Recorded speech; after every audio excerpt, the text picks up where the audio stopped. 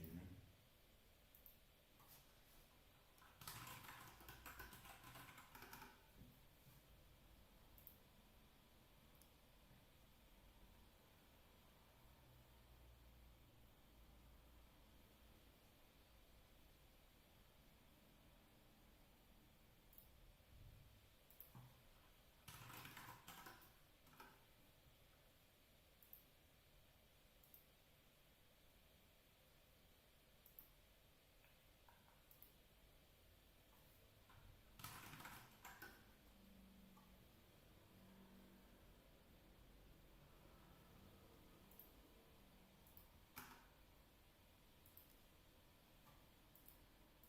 Step one is step two.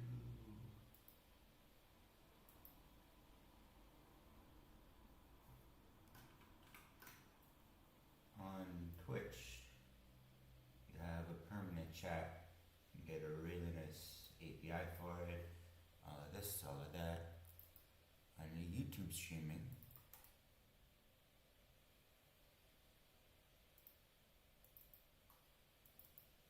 which doesn't.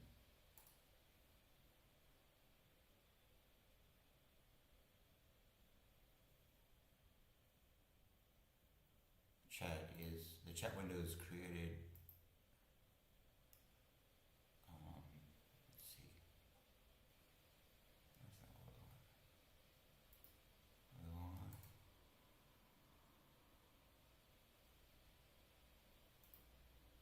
Oh, that's not what I want at all.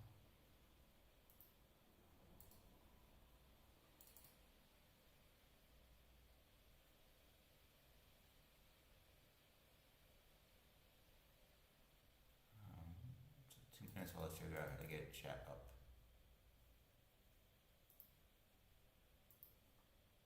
Again.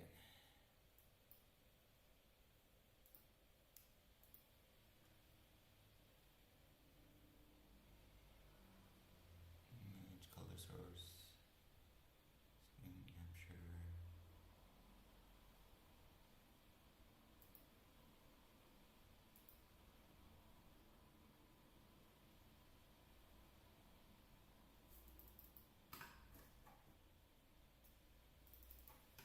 This might be it.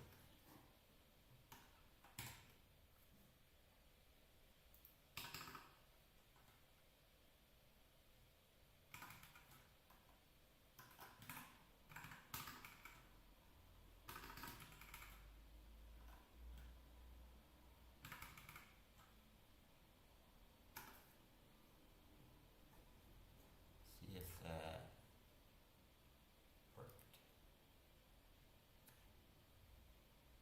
That's what I have it for.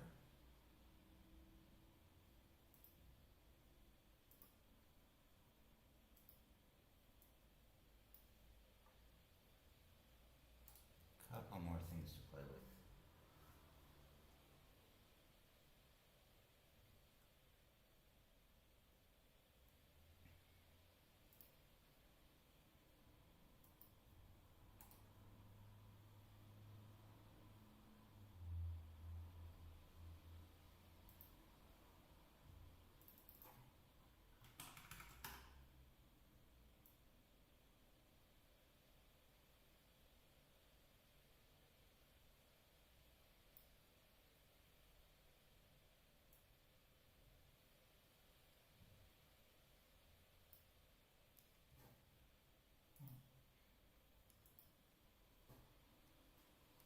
Top chat, not live chat. I'm not actually signed into it for some reason, but that's actually probably the best you're going to get.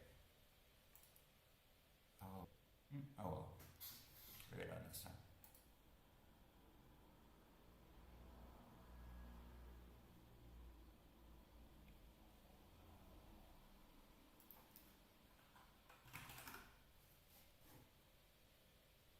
Okay.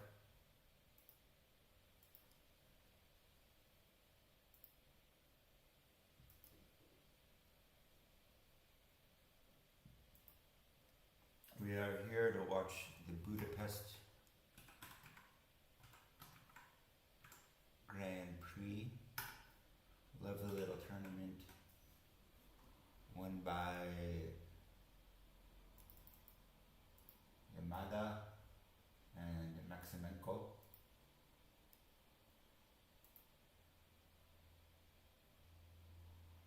See if they have the playlist up. Sometimes they do, sometimes they don't. They do.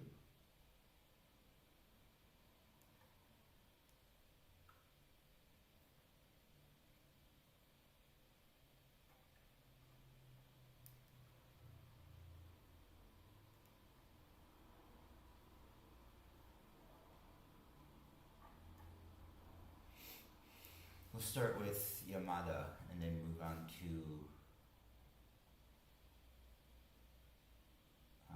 Maksymenko, men's and women's. The Five family is so funny. It's a bunch of fencers, and all of their names start with A, except for Adrian, who was spelled with an H at the beginning, but you just don't pronounce it.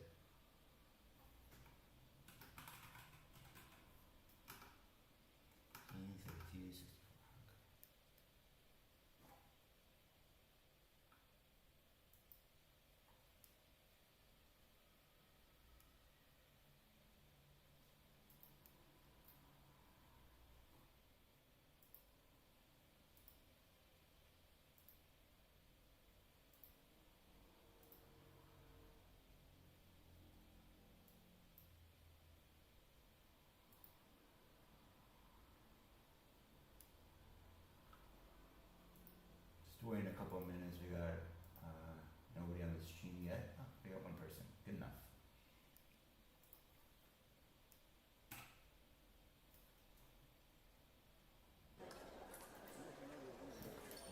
My headphones are.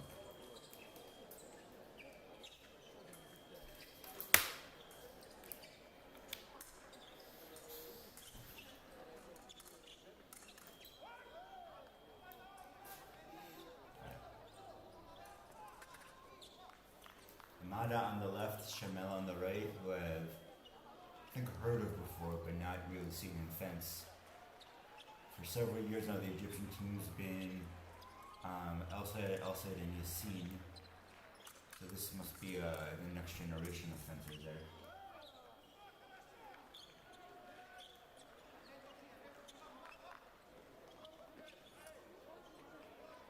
Yamada keeping himself very upright in that lunge. Whereas Shamel very Al Sayed style, wild body movements, big blade movements, go high, go low, feet go everywhere.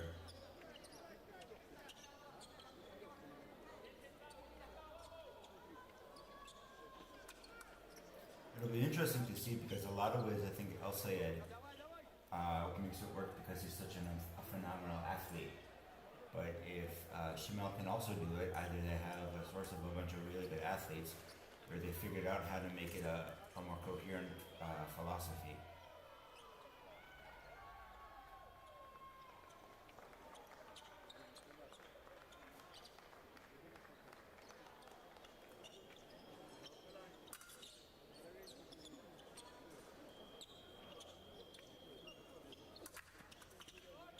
Wow, wonderful behind the back hit from Yamada. He's working really hard to keep, just never ever overreact to Shamel, keep the distance and keep patient. And now Shamel's really got to push.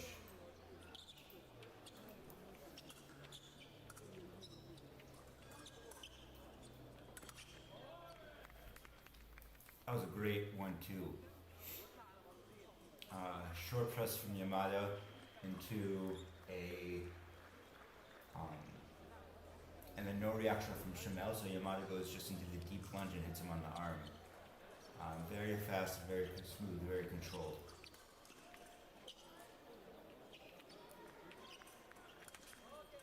Double there, good for Yamada, but he probably wanted a single, I guess.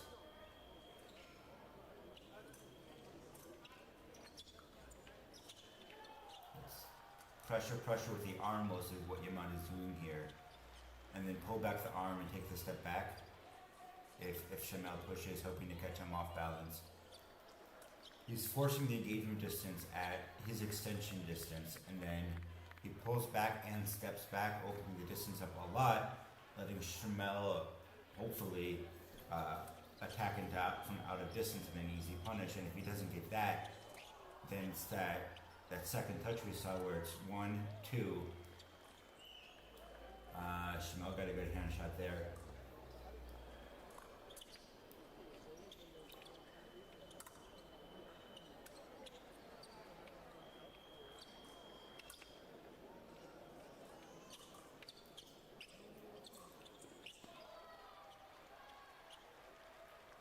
Schmel playing a very opportunistic game right now, looking for the hand shots, the pokes, not really committing to anything because he knows Yamada is ready for it, but also can't just ignore it because that's how you get hit against Yamada here.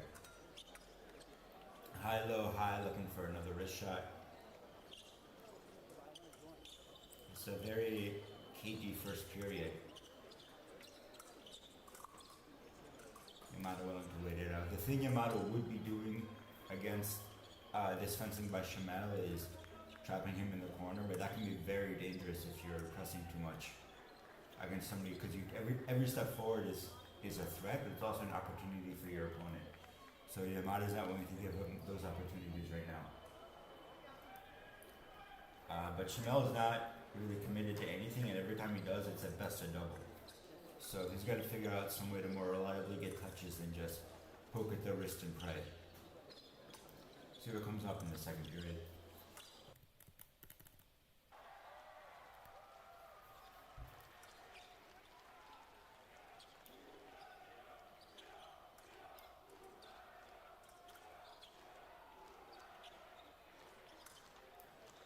Schmel more forward and back on his feet than he was in the first period. He was a lot more active with the hand in the first period and a lot less active with the feet. And now just getting different reactions out of Yamada for that.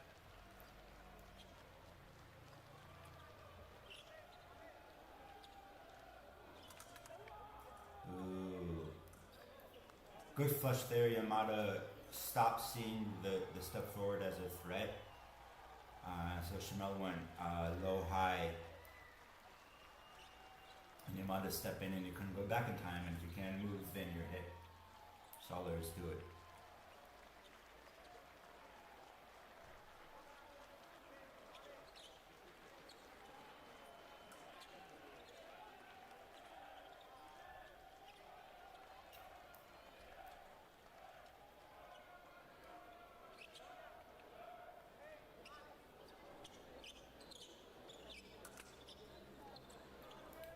Yamada starting to press forward a little more.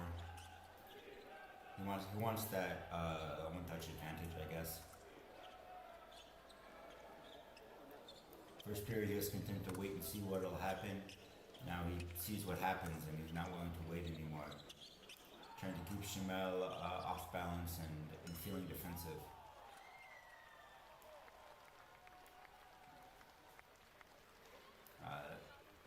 Yamada thought maybe Schmel would be a little bit more aggressive on that flush and try to duck under. Hey, Cruz Shemri, how's it going?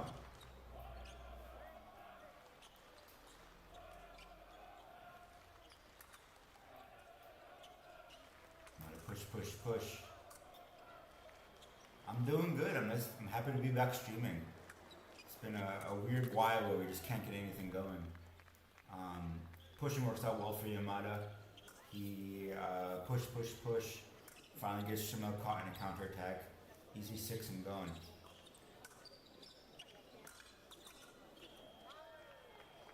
Are you retired, Cruz? Are you back to foil? What's up with you? What have you been up to? Ooh, good one from Yamada. Well, all the Egyptians have skinny legs and kind of go crazy with it. It's just how they fence.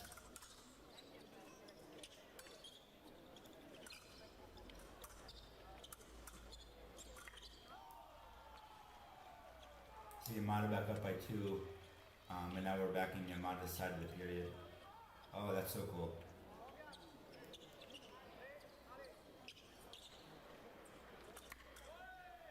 Double there, nothing done except Yamada gets one step closer to winning.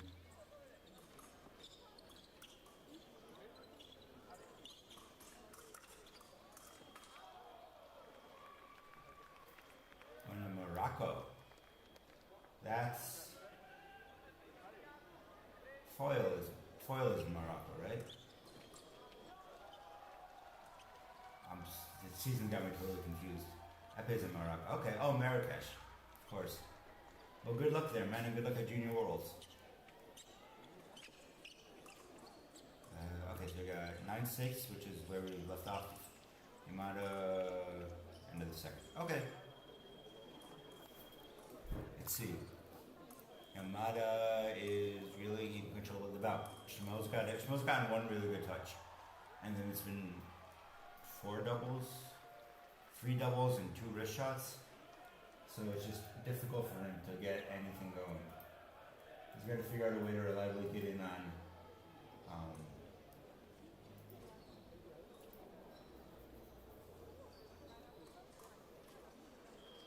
Chanel fences like a budget outside, honestly.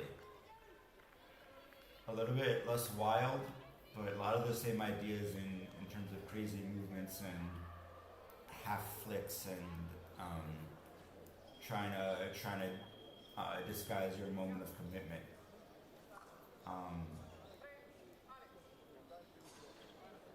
I would say he's been more offensive than defensive here, but he's also been fencing from behind basically the entire bout.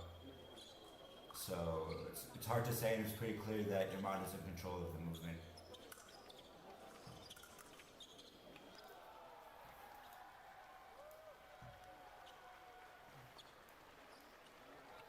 Look at those gangly legs. Oh, that was pretty. Got his one back from before.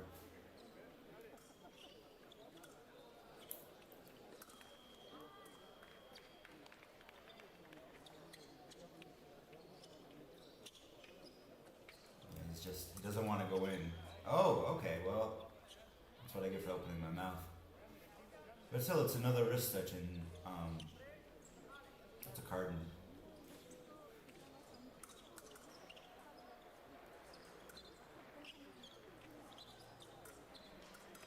Like way black, leg forward, big jump in without even a hint of an extension. That's wild, actually. He's lucky he didn't get flushed off that.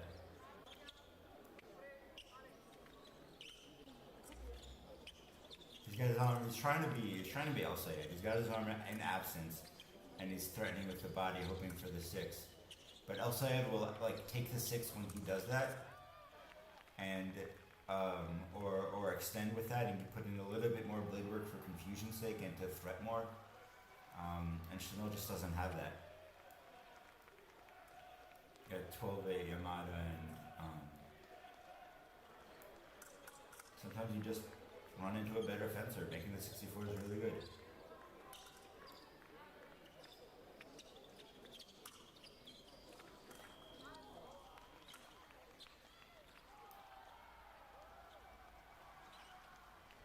Yamada gets forward.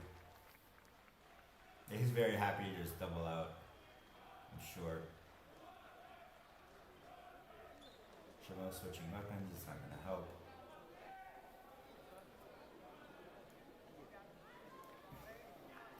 So the jumps in are not doing much, but they're also not getting hit. If he just threatens a hand on it, then I think he'll get a much better reaction with it. You gotta be very... One of my other coaches used to say the Italians had really, really good fencing, and then as a core part of their philosophy, they would just throw in a bunch of random nonsense and smoke and mirrors with their blades and their feet just to make you confused about where the real threat was coming from. And I think Shamel needs a lot more of that to make this Egyptian style work.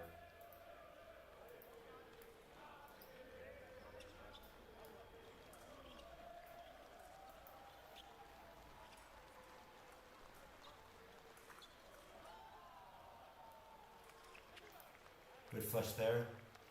Yamada, unexpected.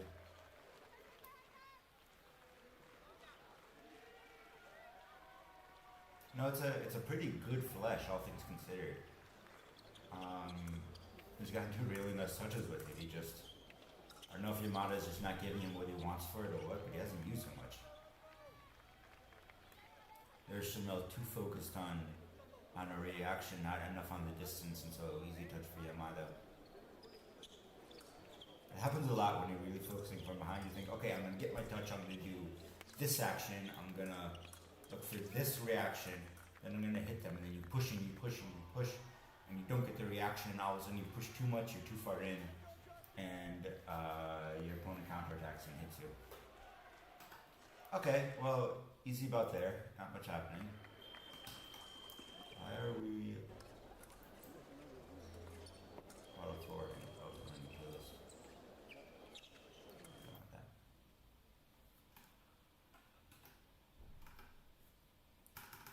Nice, 32. Ooh, that's the Bayard.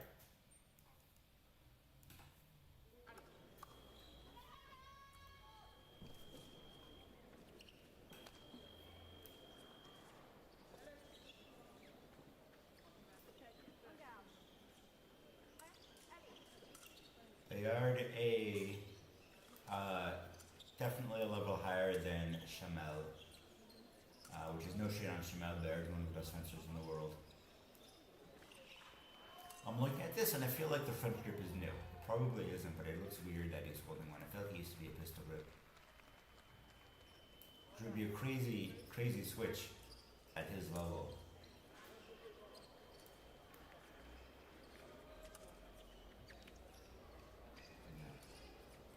Small action, small action.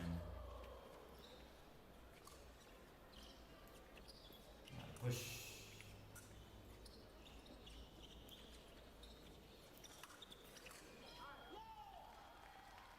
Yamada is almost fencing for non-combativity, for passivity here in this first period. He's just absolutely not even pretending to threaten. Bayard's in absence, that doesn't help. He's got his hand way out the way and way far back.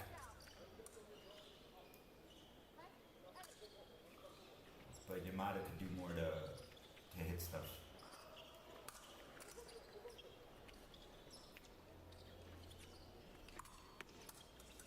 But that is a... Bayard's not even going back in the parry anymore. That's how unthreatening Yamada's being.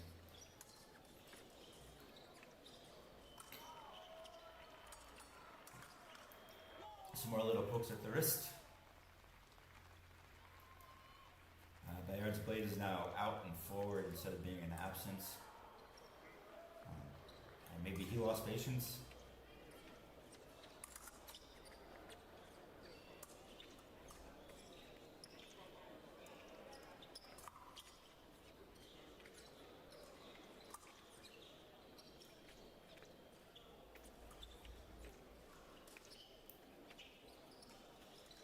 A little bit of pushing from Bayard.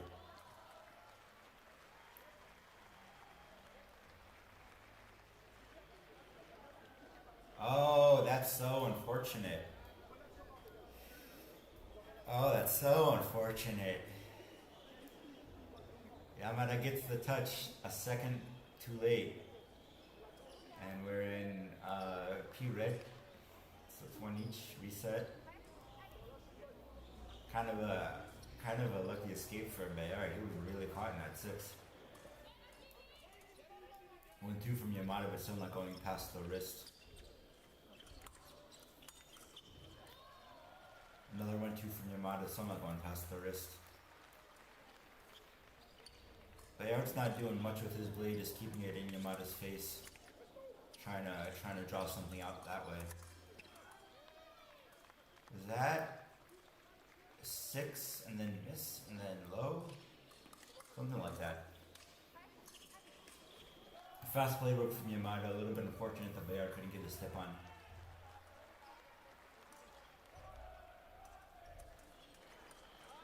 Ooh, another one. So Yamada's not really committing any farther than he was before, but Bayard's being more aggressive, and so now Yamada's getting the hits. It's the same 1-2, but now it's 1, Bayard goes back. Well, it used to be 1, Bayard goes back, 2 off the bell, you hear the ring, and then now it's 1, Bayard has, gets stuck in place or goes another step forward, and 2 is Yamada's take the blade and flicking 4 or whatever.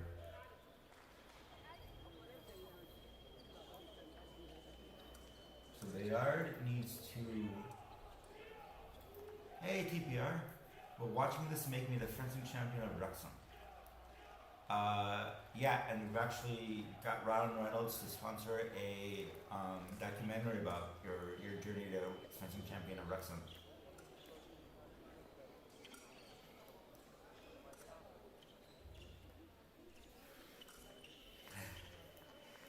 Bayard needs to, I'm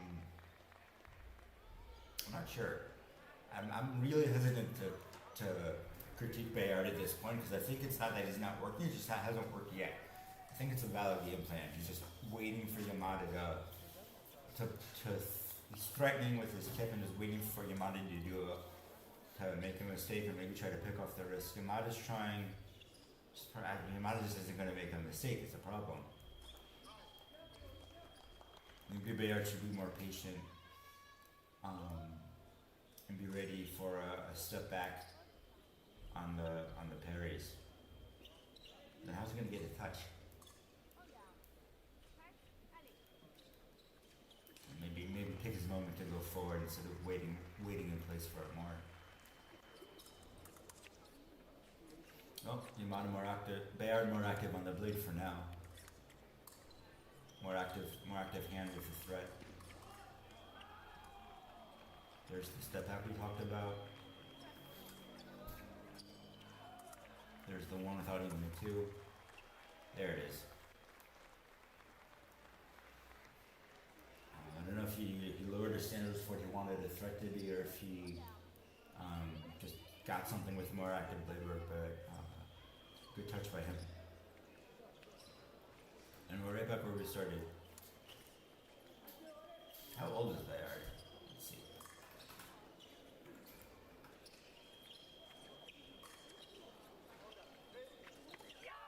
Ooh. Strong attack in. Yamada counters. Bayard goes low. And Yamada sees that. And so doesn't go forward, causing his counterattack to miss. And then Bayard remises high, or really the torso, to like the stomach area. Bayard is 28. He's younger than I thought. I missed that touch completely.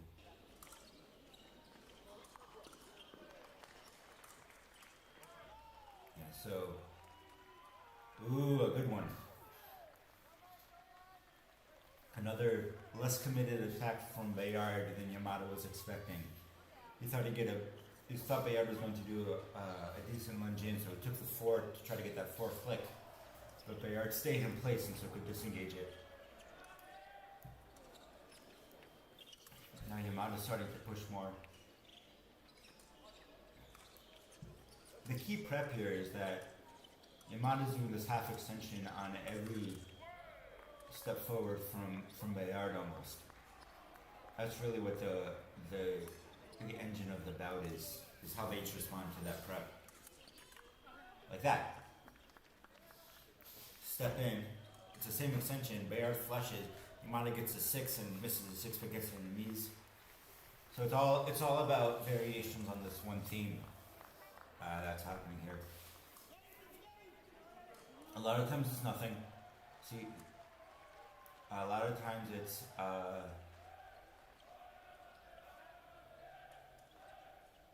that 1, 2. A lot of times it's 1 and then nothing.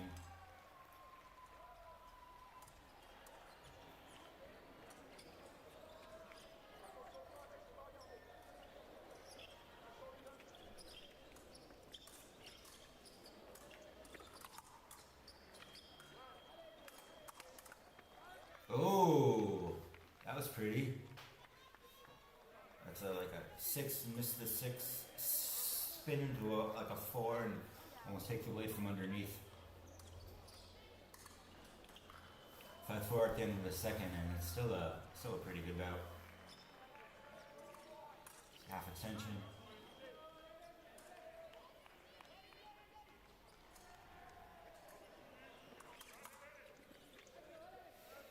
Same trying for the same 6-4, but this time Baird just bails out. He knows not to get involved in that anymore.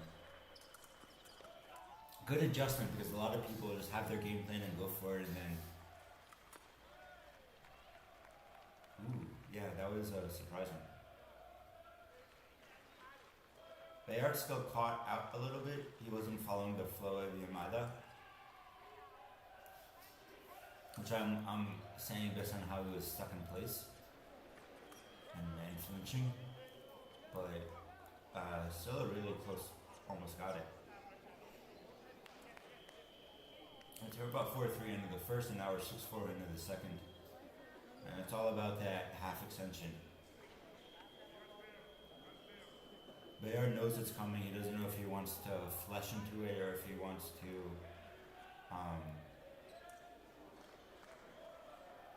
fake the flesh, fake the lunge, fake an opening and try to draw out Yamada's counter or Yamada's continuation, leave his blade there, and then of course the distance always matters. Is he taking 6 and stepping back? Is he taking 6 forward? Is he, pretending to step backward and holding in place?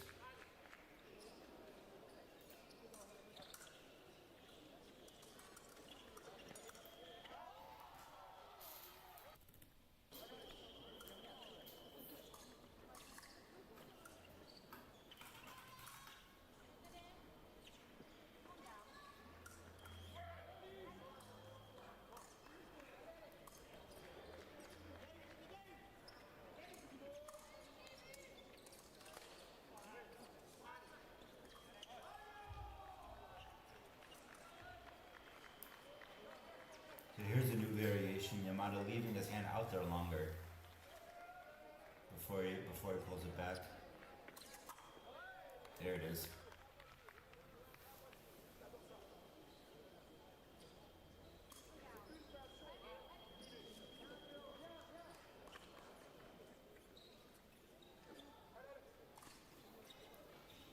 Yeah, so you don't need a complicated game plan to win. You just need really good timing and distance and actions.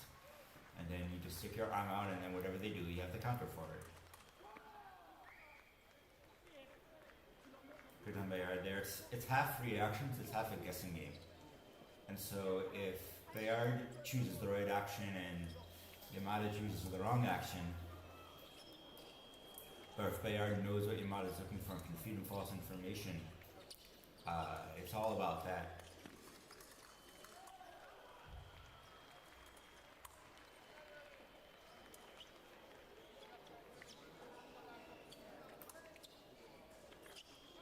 Oh, Yamada caught in place this time. It was that longer extension. Bayard picked up on it. Yamada stuck his arm out. Bayard knew it wasn't going back because it just hasn't done that yet this period, even though it's only 7 seconds in. And then flush in 6 opposition. Yamada knows it got caught out.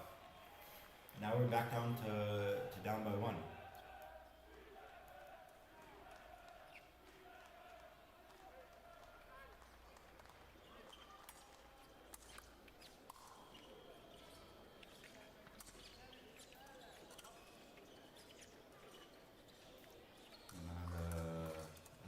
More push forward this time.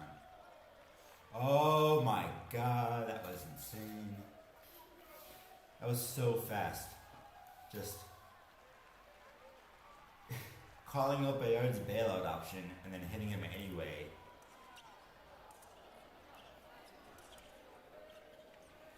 Which is terrifying if you're Bayard, because that's like your safety valve.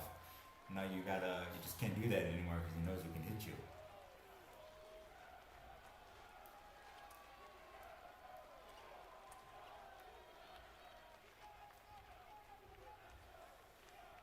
A little bit too far away from Bayard.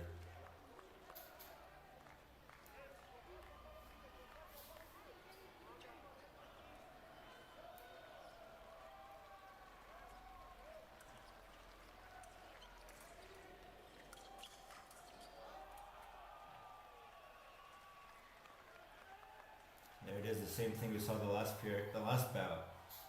Bayard is still focused on going forward. Yamada catches him in tempo and then can't go back.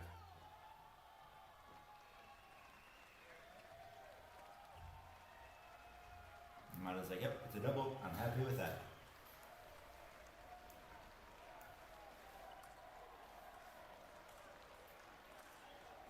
Yamada is 30. So these two have probably been fencing together for 12, 15 years. There it is, yeah.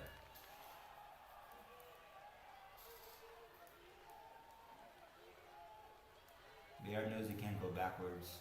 Oh, he should go backwards. He's got a little bit of time. But he's really got to make the most of every opportunity.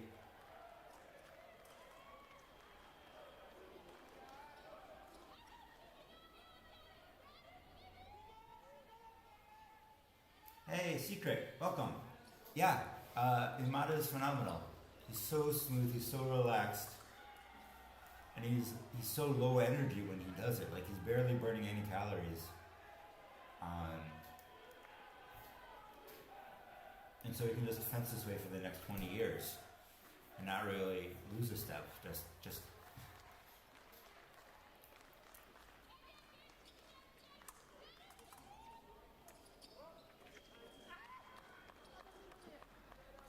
good one from Bayard.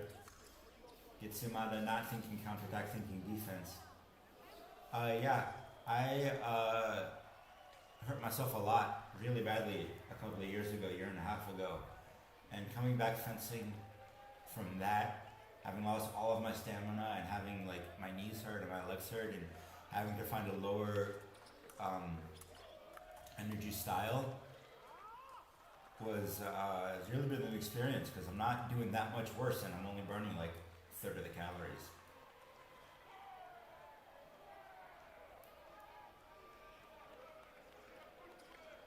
Ooh, good one there. Yamada kind of so content to go backwards, he can't see the opportunity to go forwards. That counts, yeah.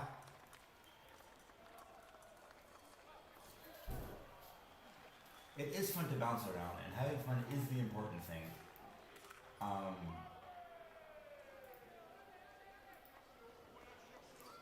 Efficient, lower energy, potato.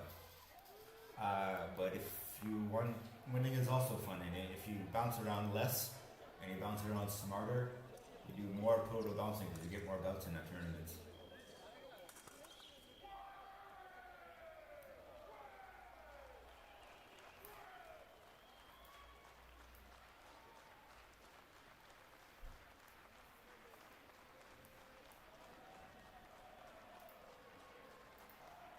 I don't know if they're talking about core or... I told you before, you're competing in women's epi tomorrow, and even if for lower energies, you do well in women's foil. Distance, and then just, when they come at you, stick your arm out, and they run into your tip, and then you win. And that's all there is to it.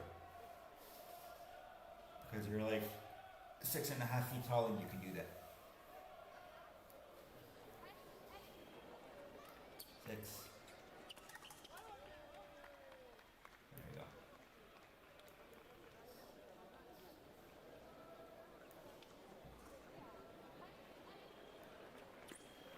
Oh, Yamada styling with the back flick. That was cute. I like that. That was fun. Well done. So yeah, a really interesting high-level bout. A lot of just all variations on this theme of pushing into distance, half extension on the step forward.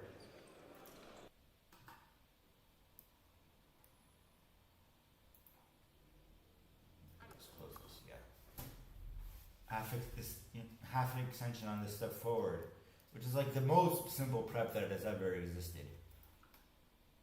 And just what you can do as long as your eyes open and aware of the distance and what your opponent wants to do, what they did last time. A lot of good responses from Bayard, but nothing you could put together consistently. Because there isn't like a technical solution to this, you just have to outthink your opponent. Galassi is a wild young Italian. You can see already, even though he's got the same grip as Bayard, his blade work is much different. Bayard was forward and back and down, and then this guy's boop, boop, boop, boop, boop. Kind of a mix between Bayard and Chamel, honestly. Chamel's bigger actions and Bayard's keeping his feet together. Practicing leading with the hand in foil, so I'm hoping that warming up with epee and trying to provoke something with the hand leading will be helpful. Yeah, probably. You don't even need to provoke as much in epee. You can hang around for a while and wait. So that was just strong legs, really, from Yamada. He pushed, he pushed, he pushed. He was off a little bit. Galassi was off a little bit. Galassi dished the first one, but was then caught in his squat. And Yamada had the legs to go forward one more. And then another quick one from Yamada, another backflip. Ooh, and a really good one from Galassi.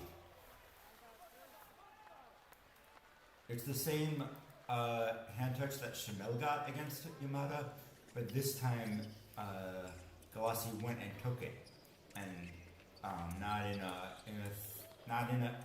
it was an action generated by Galassi, not an action generated by Yamada, and Chamel's were actions generated by Yamada. And Galassi equalizes by just kind of being explosive.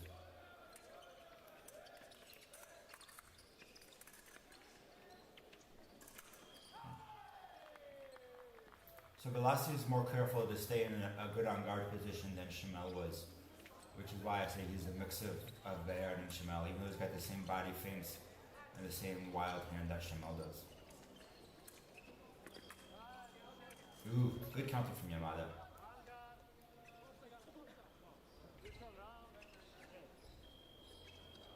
Just let him test it himself. It's crazy.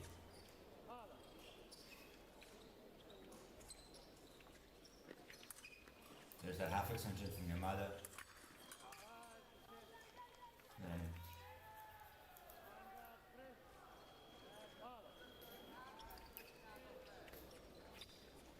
I think what happened there was Yamada is not doing anything with his hand but going forwards and backwards.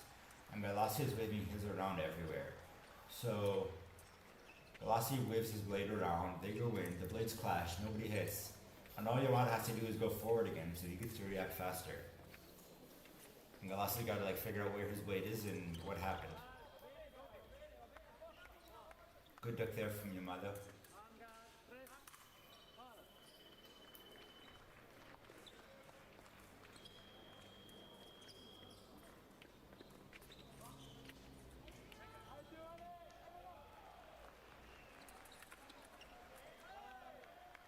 Ooh, could be core. Could be a double, could be Yamada off. Probably not Yamada off, I think he had at least 1 foot on still.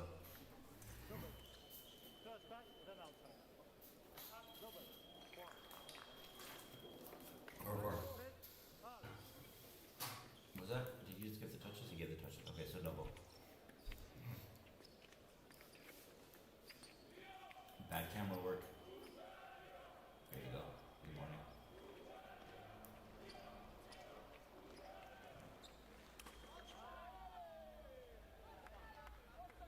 It looks wild, but these guys, like Galassi, train really hard to be able to hit the shoulder, hit the arm from anywhere.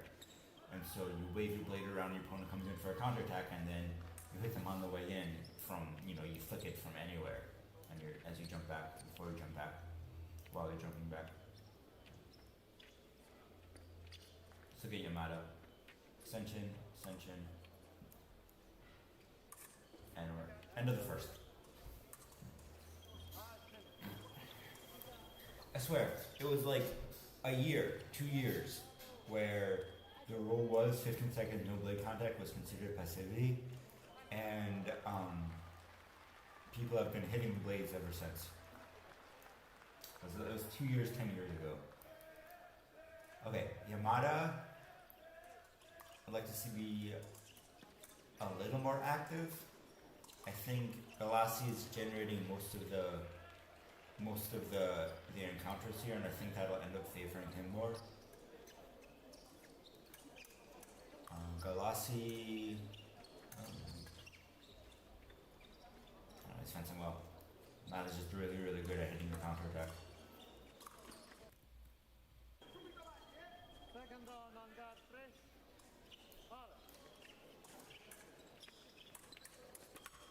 There we go. Easy one for Yamada.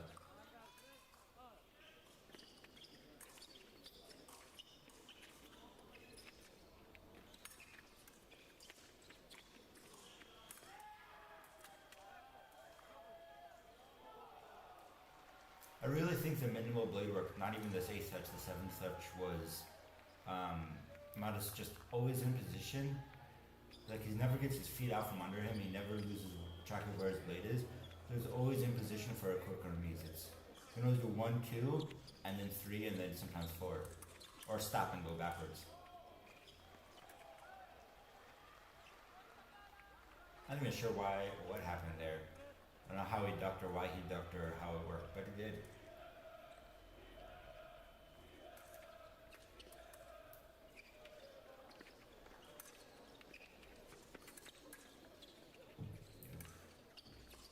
Let's see. Wow! Galassi is really athletic. He is going crazy right now.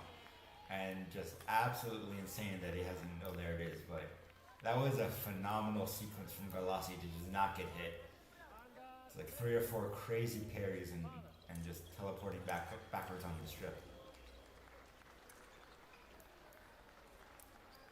Yamada is the rock on which all waves break, and so Galassi gets hit.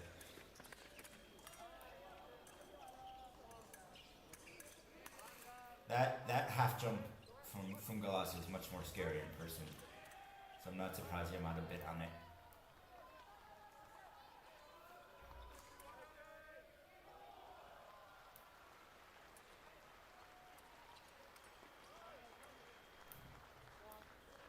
See, that was silly by Galassi because he got sucked into Yamada's game of small pokes.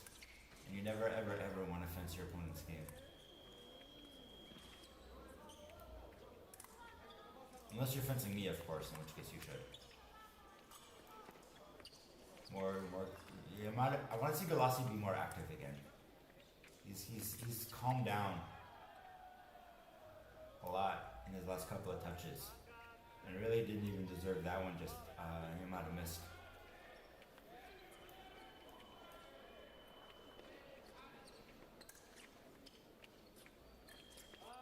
Double.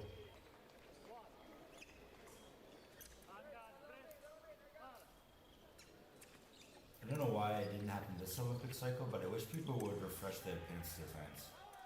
Ooh, good touch by Yamada. Galassi hoping for a duck, but Yamada's too clean.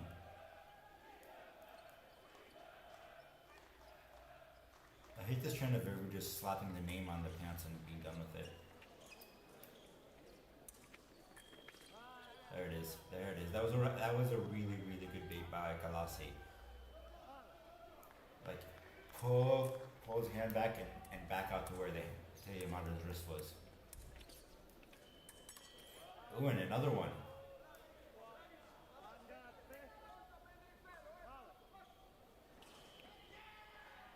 And if I'm Yamada, okay, I'm saying, okay, well, he keeps poking my wrist out. I'm just going to stop giving it to him.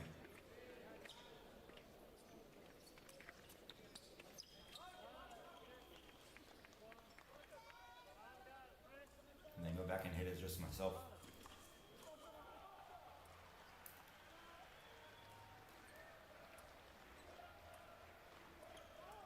There it is. Watch that one more time. Just straight, clean, strong counterattack. Galassi not expecting it because he really hasn't done much like that. He's got his secret weapons he pulls out. So 15-11, and that was I was not rushing at the end a lot. And I was not um, lots of doubles. That was really good ball fence bout. Yassin, another Egyptian.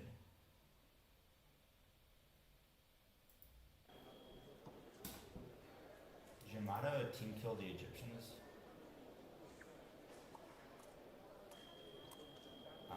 We're missing the top four, okay.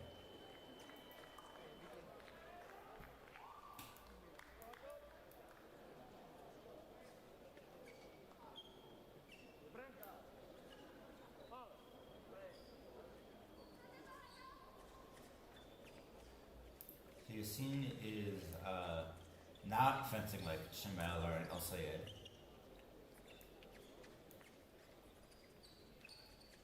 Yamada is pulling crazy amounts of distance.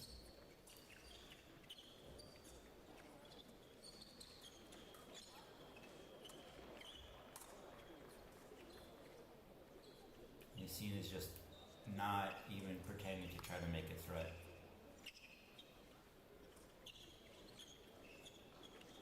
He's just going there and just leaving his blade out in a deep on guard. Not sure why. You see a few of the people doing this steep on guard. Cohen sinks into the steep on guard when he's prepping, but Yassine is like way out of distance when he's doing it, and then just holding it. I'm not sure why.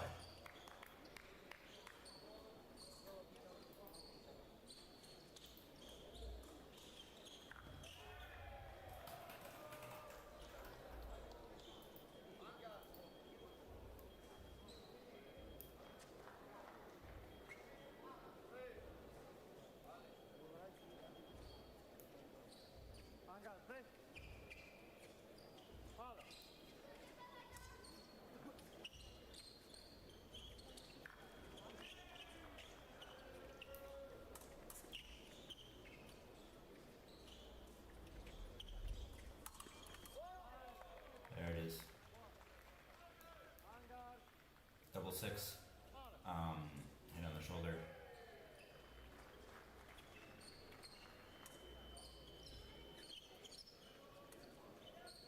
Just he seems not doing anything to threaten Yamada, except for that. So now he's threatening him, but he took too long to do it, so Yamada got a touch out of it too.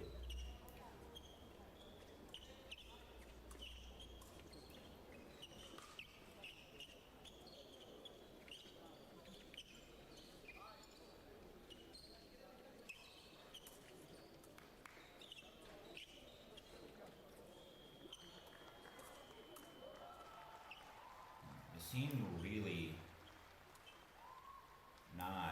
not wanting to get close to Yamada at all. Good attempt at a flick shot. Yamada a little too quick for it. Not a 6 into 4.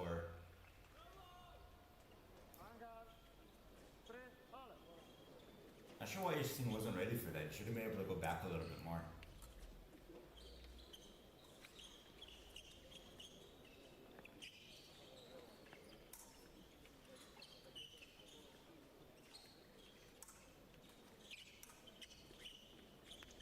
So last time Yamada got up, Yassine went that extension and then continued into Yamada's 6. And got around her, got quick into it, but I think this time Yamada's ready for it. And he's doing that extension, trying to bait out the 6. Trying to bait out the continuation. He's not getting it, but he's happy to just let the time tick down.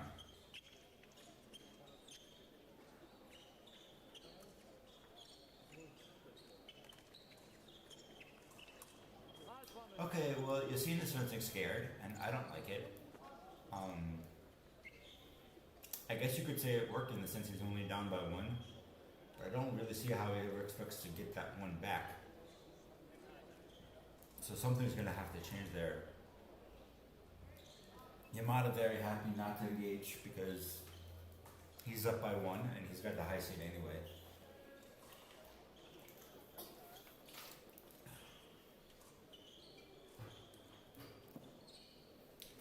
see Yamada really fencing from behind. He's been down by 1 or 2, but always early in the bout where it doesn't really matter.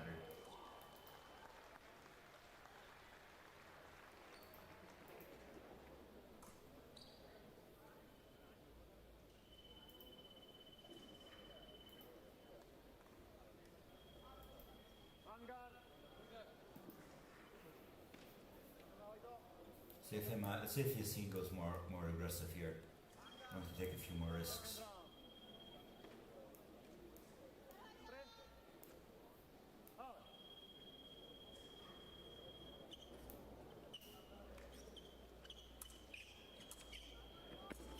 Yep, there it is. Yeah, okay.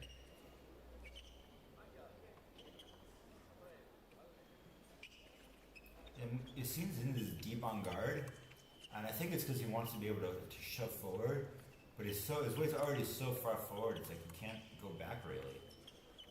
Look how far. Oh, okay. Just let Yamada take the blade, stiff arm the riposte, and then cream into your action.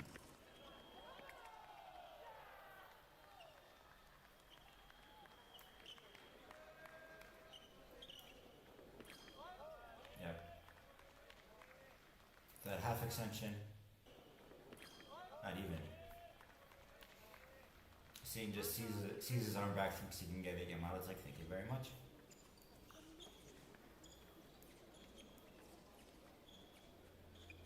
And now we're right back where we started. The minute gone in the second.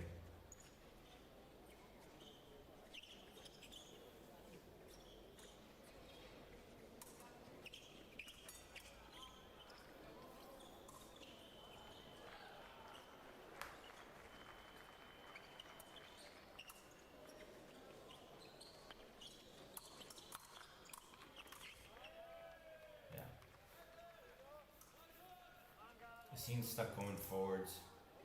Yamada says, okay, well, feint, disengage, lunge. It's like the basic move again. And the scene can't go backwards, so he's stuck taking the parry on it, just straight to the arm.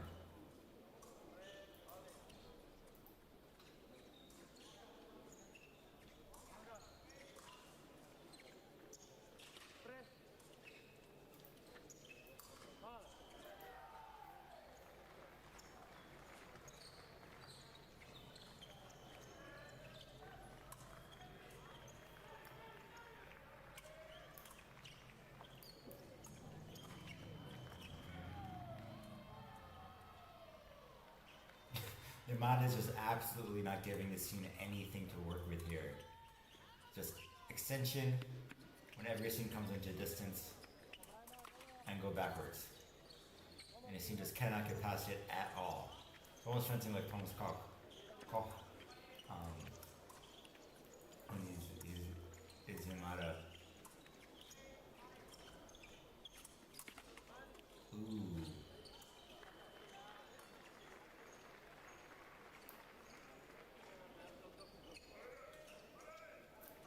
What happened there? Looking at the front foot.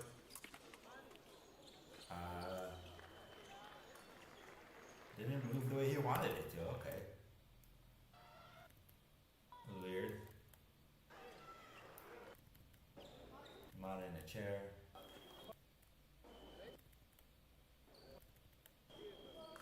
Yamada out of the chair.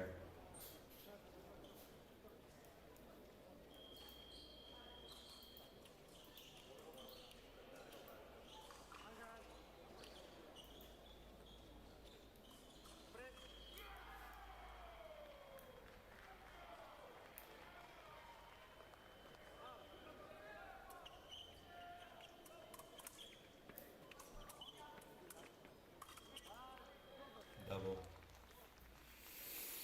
Yamada is A-okay with a double, just the same way he's been all afternoon. All day. Yep, extension. Scene comes in. Yamada says, go backwards.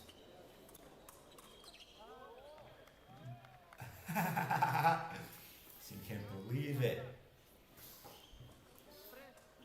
This is just absolute stonewalling. This is. I don't want to say this is like interesting to watch. I wouldn't want to watch 10 bouts of this, but one bout of this is actually kind of fun. I just see never ever ever being able to get in on Yamada. It's not visually interesting, but when you see what's happening and you're aware of it in context, you realize how technically impressive it is from Yamada that he's in top 8 of a World Cup and just stonewalling his opponent. Oh, Yamada's gonna stick around doing this for another 3 minutes. Seems got to figure out a way to get in.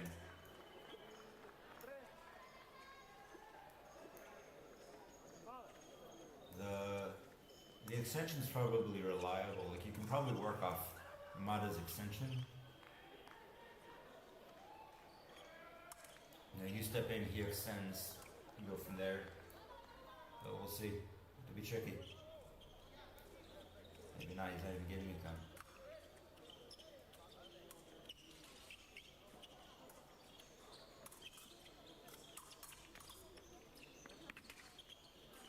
Yeah. Just not being able to, so precise on the distance. Oh, there it is. But not. Yamada so precise on the distance, his team tries 3 times to hit him. Yamada stays in place, and all 3 miss before that flush comes through. And even then, the flush barely beat the counter.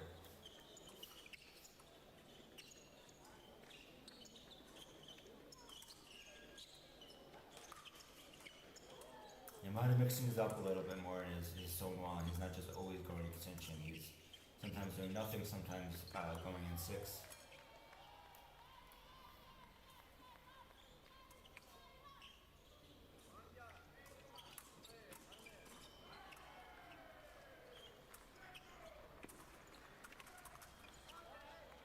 Yep.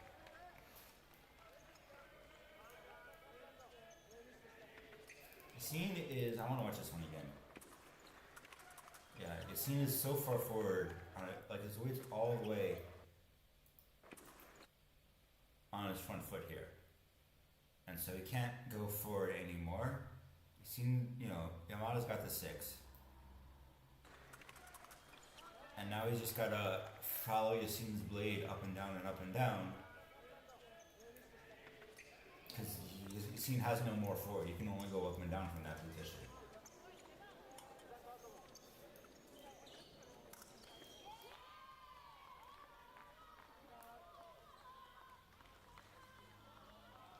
I think this is Yassine's 3rd blade.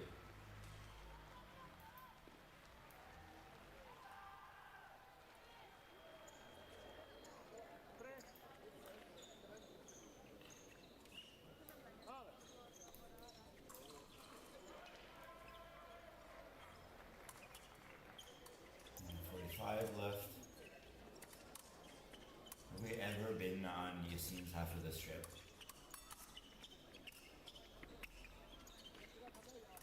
Yeah, there it is. He's always hopping in, and then he gets hit.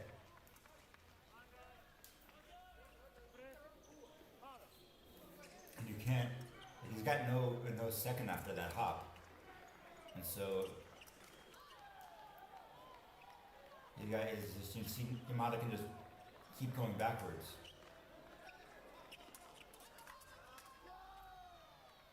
Yeah, it's another one. He seems just not following the distance well enough to hit Yamada. Not that he's just not following; he's not capable of manipulating it precisely enough to follow Yamada. Bayard did a much better job of it, honestly, even though that was 2 rounds ago. I don't know if...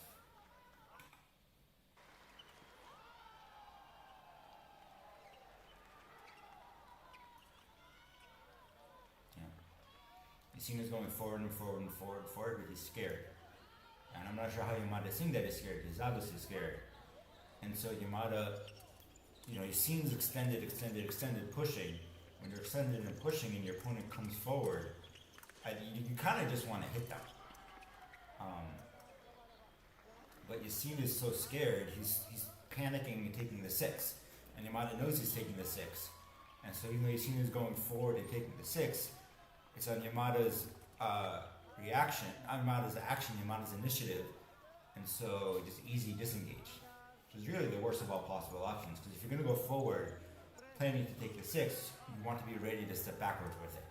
So you can go 6 forward, you can go 6 and then forward again. Yasin isn't going backwards on it, even though he's taking the 6, and that's why he's getting hit.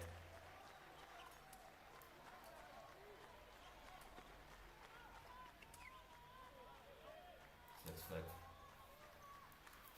Yamada always doing better. He's like, well, I got the double out of it, and now it's 12-6 with 20 seconds left. But I should have made that a single.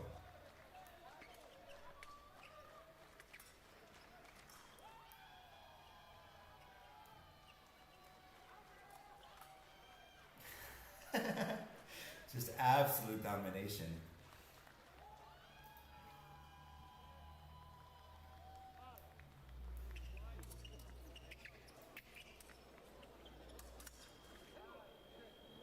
There we go. It's 1. Maybe I'll get to halfway. Yeah, there's the counter.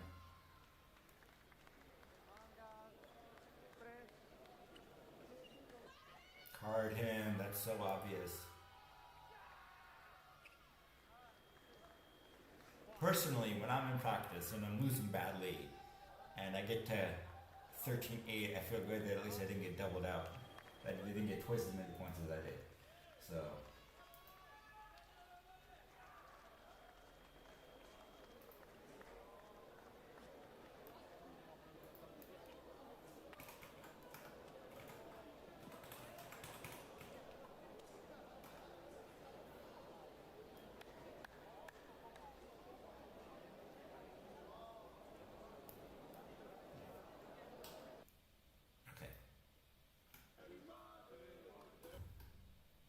don't have the top 4 on this playlist.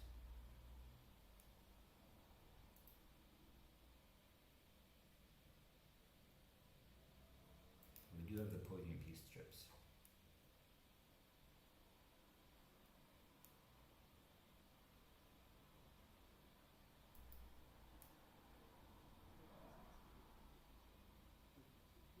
This is Heidenheim.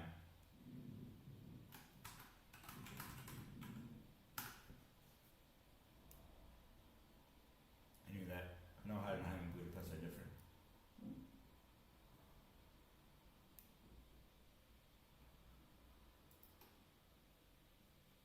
This is Budapest.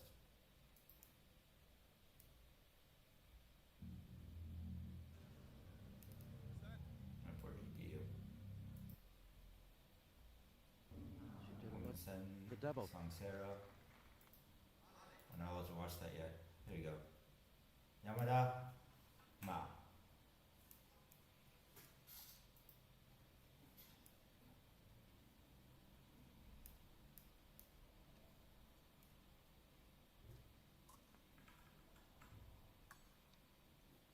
want that down actually. I just raised the volume and I remembered who's commenting besides me. I realized I should probably turn it back down. Yamada has got Maksymenko versus blindingly Yamada. fast hand speed.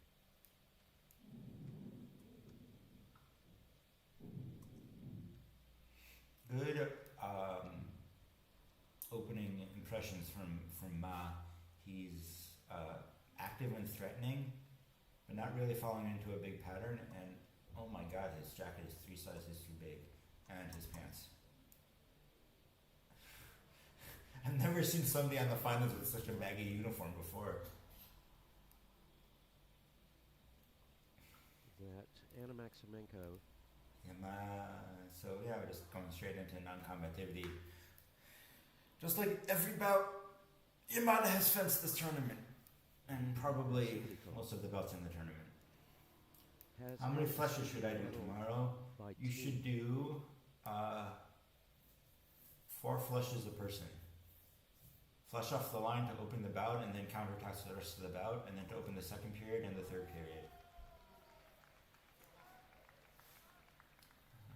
Speaking of flushes, Ma flushes.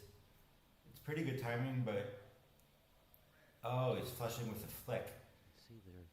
and so that gives Yamada a chance to Yamada counter. takes a step back and a flick to the shoulder as Ma steps in. So Ma more balanced than Yassine and certainly Chamel. More active hand than Bayard, and less active hand than Galassi. So that's where we stand right now. And Yamada is still kind of just bouncing around with half extensions. It is a lot of flushes, but it'll be good for you. It'll build character.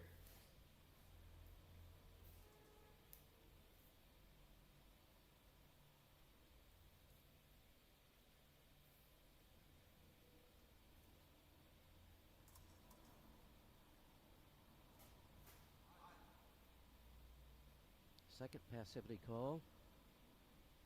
Am I willing to just let it go to passivity, which is interesting because he's Red down. card.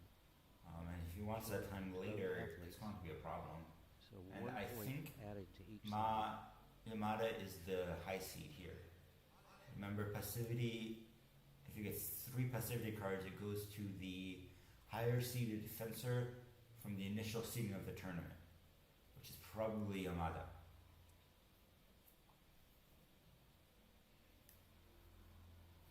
Now you got that full extension, hoping for Ma to come in.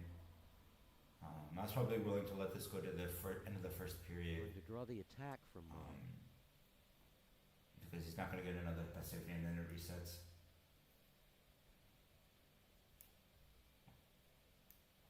I'd like to think Ma is wearing a dry uniform that used to fit. Now it's just his backup when he sweats too much. I hear you, but I don't think he has ever had that much weight to lose as a high performance athlete. You're probably right, it's a Here we go backup to uniform. Our first 1 minute break. Maybe. I'll tell you who I feel bad for is most of these people are sharing rooms, and in the hotels that they're at, they're sharing Yamada. rooms, and so you've got 2 people One in there for Ma. who show up Thursday for practice, probably fence Friday pools, fence, and then DEs, and then if they make the 64, that's more fencing, and they've got, it's Thursday, Friday, Saturday, their uniforms are just Yamada gets going. absolutely stinking up the room. And then you've got the maid servers coming in, trying to clean and just getting absolutely, blasted with the worst smelling stuff you've ever smelled. That's who I feel bad for. Do something here. Like my stuff was bad enough when I was alone. Yamada.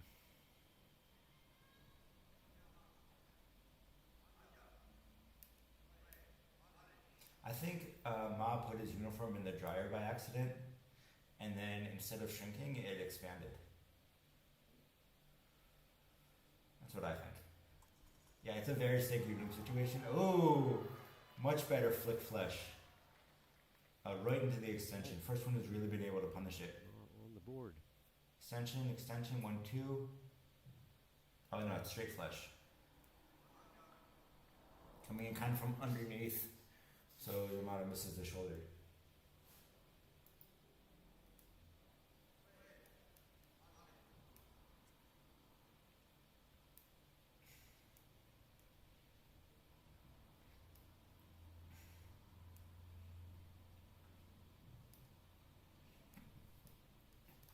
Yamada learned a little bit. Now he's extending on the step backwards, but it doesn't help. Ma flushes again. Lovely attack there. The Korean. 8 people into a room for 4 days. Wow. High extension, sees the duck, comes into like preem. Hey man, don't push my head cannon.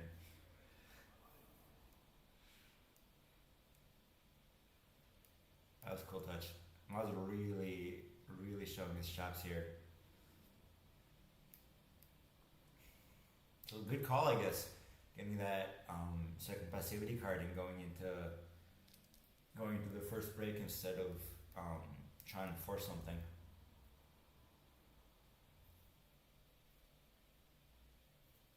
Okay.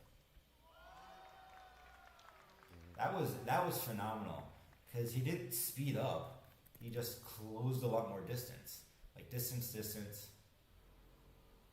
extension, and he sees Miles going backwards, and then it's extension, and then he just moves so smoothly into the lunge, and he's so fast at it while Miles going backwards. Of how He gets that 6-5 flick. I think Stars of Chaos did a compilation of that on Instagram. I saw.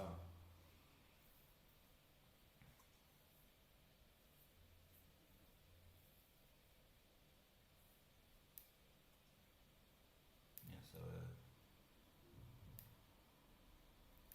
Yamada keeping an active tip. Yamada doing more with the extensions. Calls for a halt because his shoe's untied. Nope, because there's a piece of paper on this shoe. Where did that even come from? There's some bit of detritus on the paste. I think it may fallen out of Ma's pocket.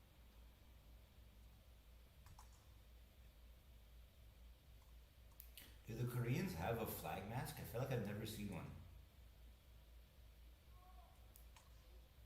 Ooh, almost from yeah. Oh, there it is. This is really phenomenal flushes from Ma. And up into a midline. Fast, smooth. Flesh attack. Ooh, my God, he seems so close to hitting that. That foot touch, I think he must have missed off the side. And then, the key to a good flush is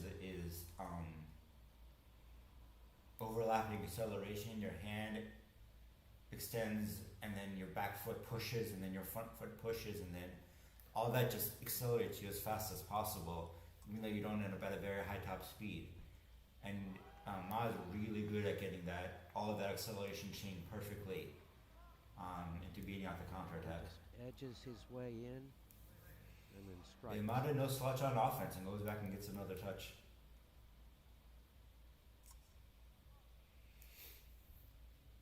So now we got to so that was exactly 1 minute. So if we get to the final break, I wonder what it'll go. Never mind.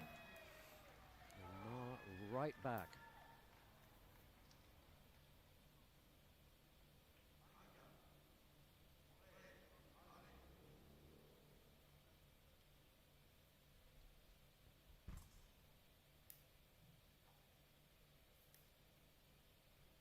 Okay, new head cannon. Ma is actually built like an outhouse, and he needs the extra uniform. Wow, another one to the thigh. Again, that amazing. He sees Ma holding six, and he just goes and comes high and comes down past the 6. Oh, with like a coupe, what was that? Yeah, coupe. 4, 6, but he doesn't hold in 6, he goes back down to the thigh. That was a really good touch.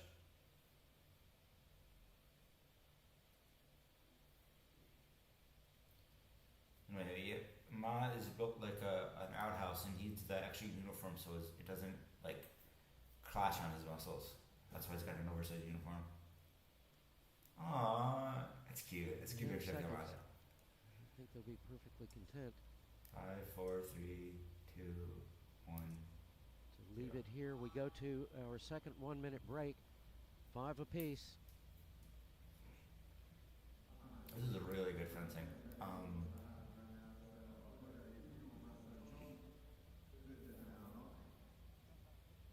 Ma needs, it's reductive to say this, but Ma needs to be more aware of low line hits. I found it like a useful bit of commentary, just what he needs to do. I don't even know how he's going to do it. He's a little bit, I'm not sure. Ma is holding high line and defending with his legs, and Started as then it works Amen, out for level. him because he gets a really fast counter flesh and regular Seems to flesh. get some And fireworks in it this doesn't work out for him because third Yamada's hitting and him low final line. period. I think he's got to be a little less ready for the counter flesh and a little bit more willing to defend that last attack low line.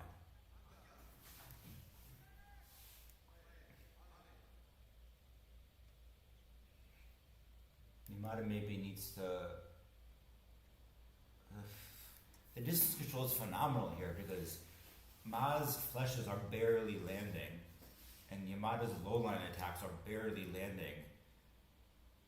So if either of them starts a little bit farther away, their defense is better, but their attacking is worse, and so there's nothing they can do about it. Yamada Oof. Opening dances there out of from distance. Ma, opening there for Moms, getting off that, getting Yamada to jump back off the foot,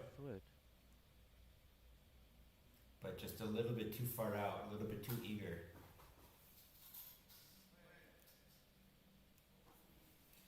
It's amazing the idea. Ma's so strong, he rips FIE here. That's so cool. That's funny. Yamada not to move when standing on the line in the on guard position. A little bit more blade time in the low line from Ma. Back, forward, back, forward, back, forward, back, forward. Good footwork pattern from Ma, which is to say that it's actually not a pattern at all. He's just Trying to tell mixing it up really well. Saru Yamada not to move is But really Yamada a difficult ask. finds the pattern somehow after I just got finished saying there wasn't one, and hits, catches him on mid-step, gets him trapped in place, and then feint disengage. Another low line.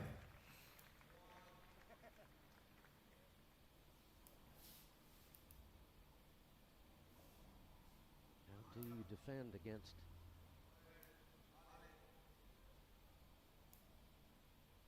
someone that fast when the blade is in 4 different places at the same time?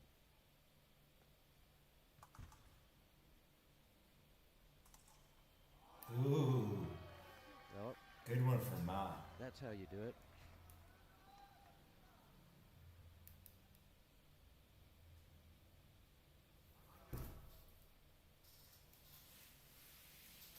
Does not bite on the initial feint. Masada comes in with the feint, and Ma doesn't bite on it, which gives him the opportunity to counter properly and hit to the mask, really.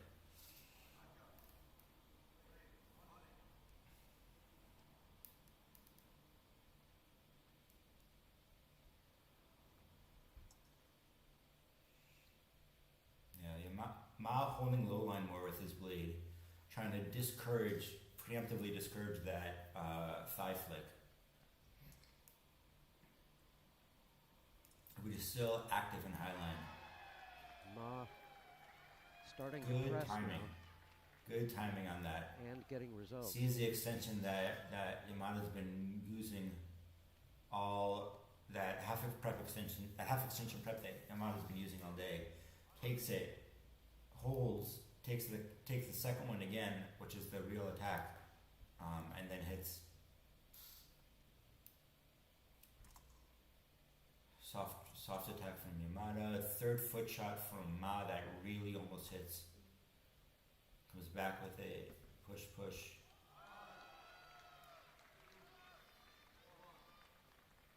Yes, that was just Yamada's reflexes are insane.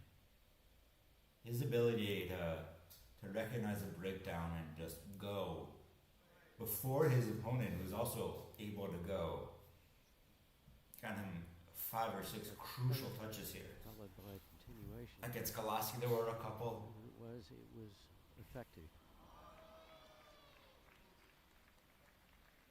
Just missed.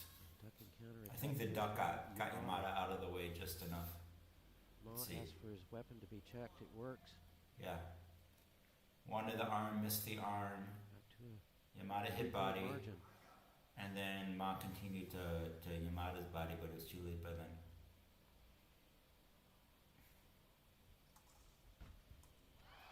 Wow. Okay. That's why coaches teach you not to Keeps counter coming. attack going backwards.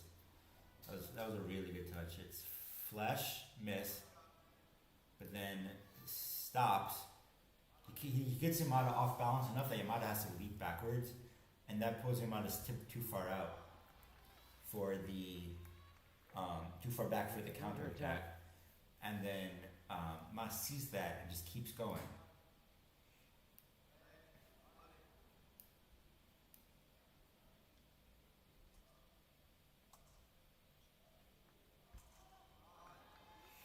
Again with the counter. Man, I wish I gave Ma another period. He would do good stuff with another period in this bout. Like that. That was fun. Even here, there's like it's a simple sub situation. You know, end game.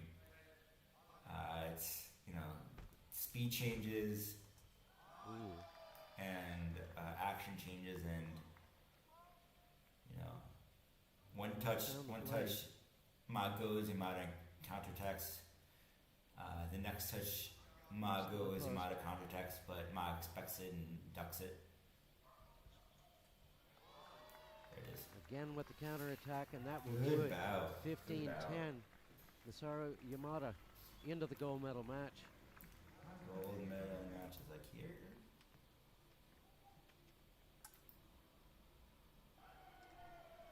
This was a fun bout too. Howry really kind of gave the business to El Sayed. Alright, last one on the men's side. And these two have got distinctly contrasting styles. I do not know what David King is talking about with contrasting styles. They both even have red masks. What we've seen so far today is that Ian Howry, Both are very clean, very precise fencers. he's not a shrinking violet, let's put it that way. I haven't seen Howry in pools once, and I got to touch on him, and I was happy to do it.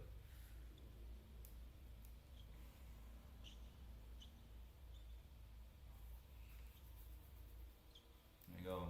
For the last time, passivity.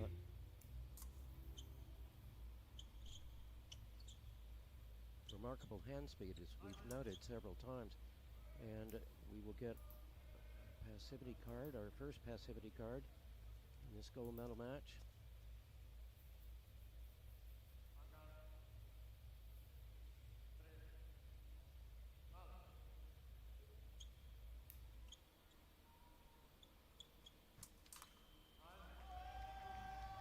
So Howry's looking more like Bayard, which makes sense because they're both Swiss.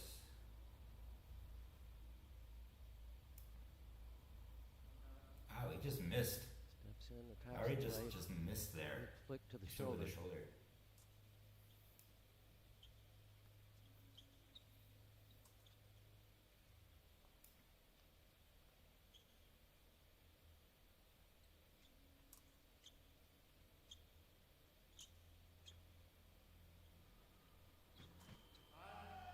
Double there. Double. Yamada a little bit tired, almost. He's less patient this battle, it looks like.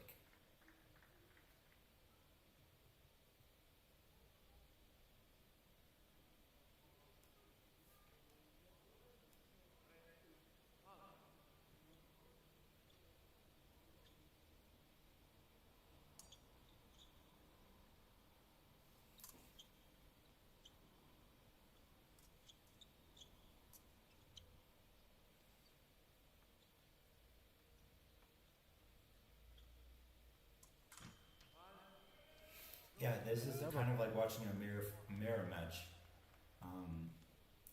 Simple extension, step in. It's really close to just doing the same action twice, one from each side.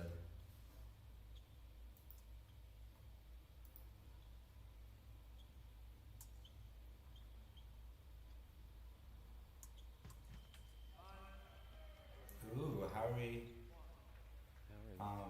attack. beats the low shot by not going backwards into it. And Yamada's expecting him to retreat, and Hari doesn't. And so Yamada misses because of it.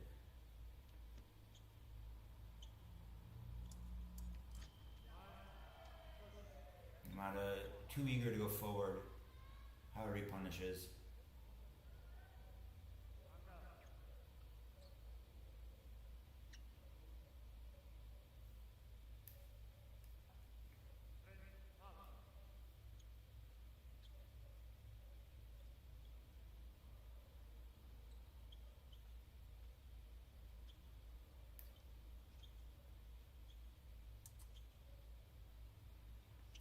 Love to see a side by side of the fighters and coaches' heart rates. Yeah, that'd be fun.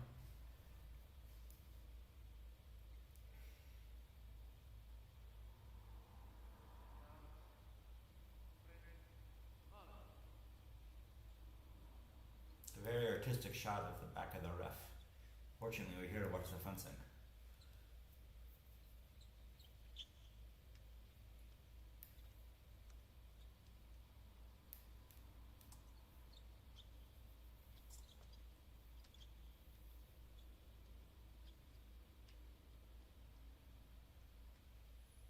Give the refs their time to shine. They get to walk out and be presented to everybody and have their names announced before the finals. That's their time to shine. Alright, end of the first. To work his magic. Alright, 5-4, Hari, PL, not that that's gonna matter.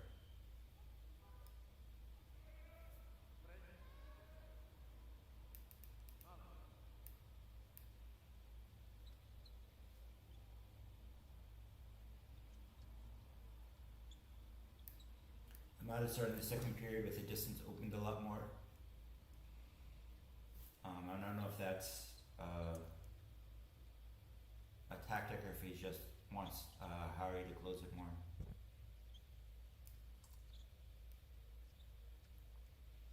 If he wants to just give himself a little bit more time to react, Hari doesn't notice. Keeping the distance quite close.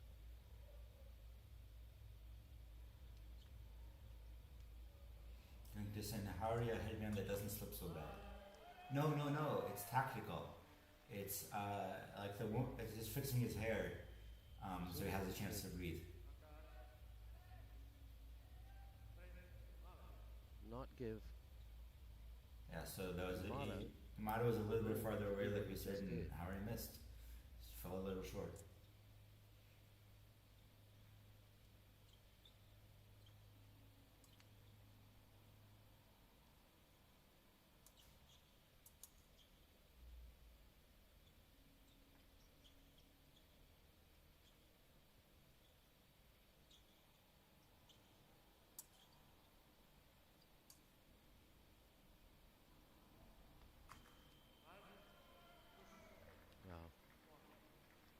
Left.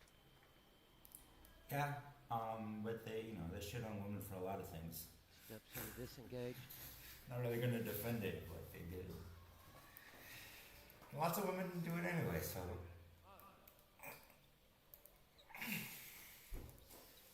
And By the Sword, which is Richard Cohen's really fun history of fencing.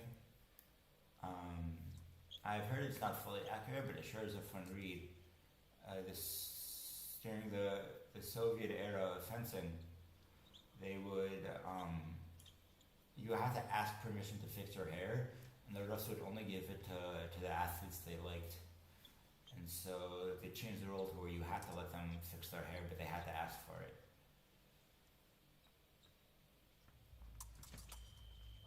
Ooh, where was that coming from? Oh, flick over the top.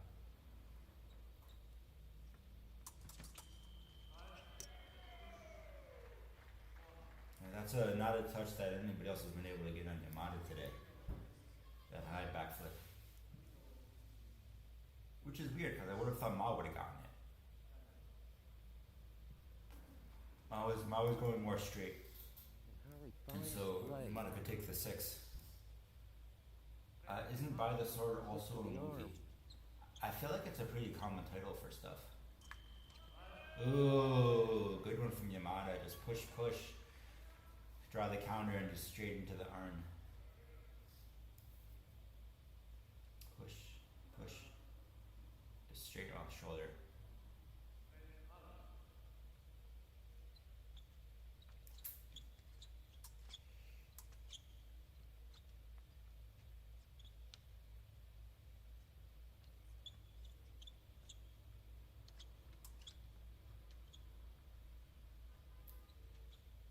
Ari's blade does look pretty bent. Ooh, that was pretty. Very acrobatic from. That's 2 action. That was 1, and then before it even got past, it was already onto the second. Here, it's a full extension.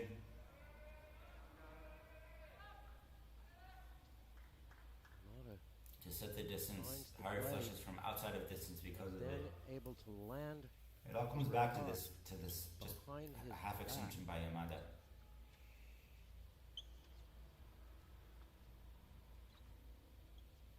Back, forward, blade out.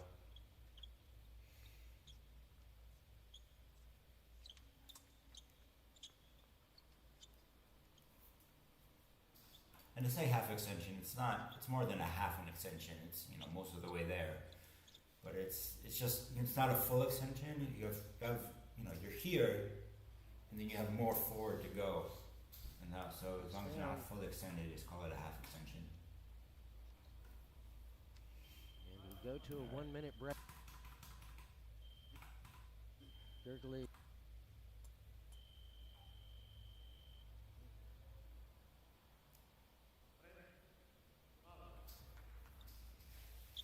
Alright, 7-7 third period. This is for all the guacamole.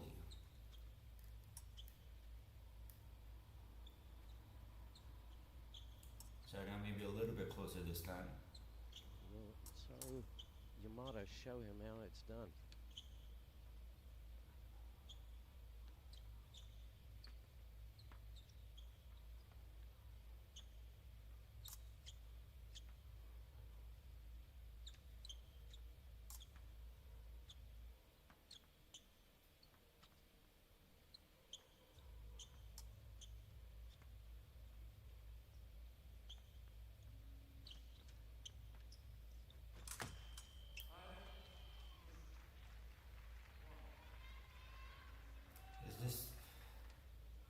Sorry, I got distracted by the fencing. Play. Just really precision distance control.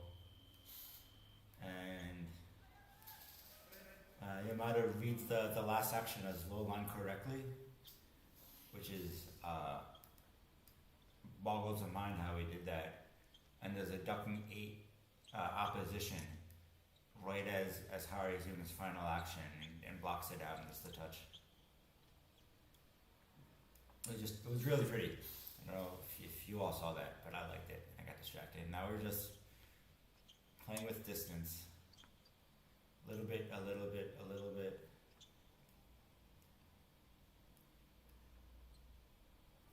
Close up on a red mask.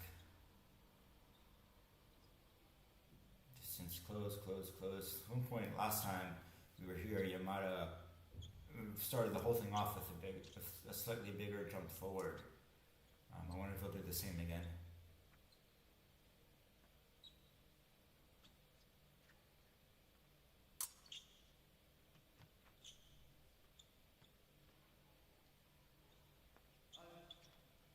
And goes up. And, second priority of the third period, which is unusual. Red. The card this time. Let's go really closely Line 8. with, I don't know who that is. I wonder who his girlfriend is. Maybe she's just a member of the women's team. It's not just a member of the women's team. Maybe she's a member of the women's team. Or both.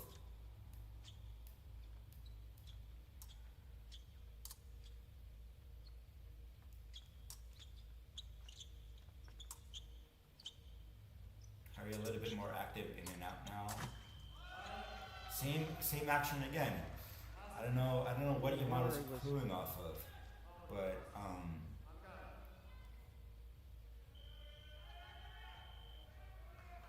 Harry is going low, and level Yamada's score. seeing it coming, and just that 8 opposition it's twice, well not every time, it's twice in a row, but it's a really really good touch he's getting. Crucial 2 points right there.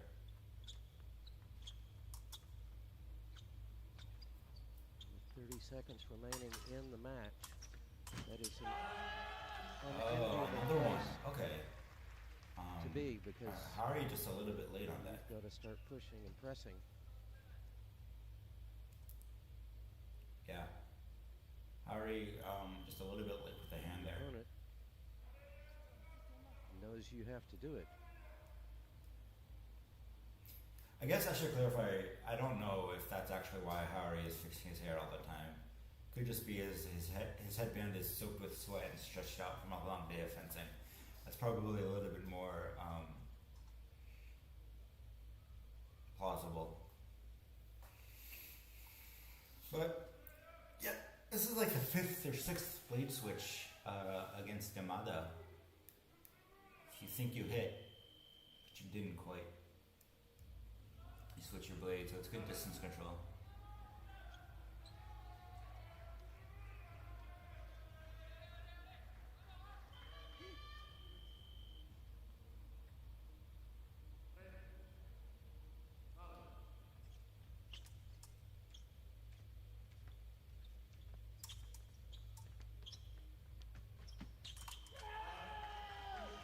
Ooh, another good one. Yeah. I need to get a grippy headband, because I don't have one and my hair keeps going everywhere. I have like a do-rag kind of a thing, and it works okay, but I think it looks weird. It doesn't hold the sweat very well. 6 from Harry, but he knows it's a little too late. That was a nice move there. It's only 3. Harry. Fortunately, 17 seconds, and one of the best defensive fencers in the world.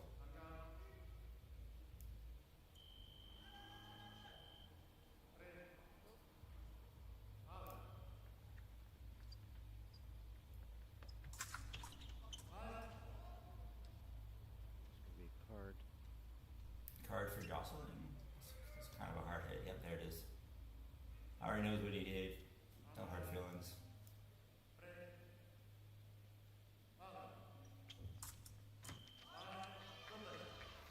Double. Alright, 13 Well, 10, there's 10 seconds left. remaining in the match, and you're in a 3-point hole.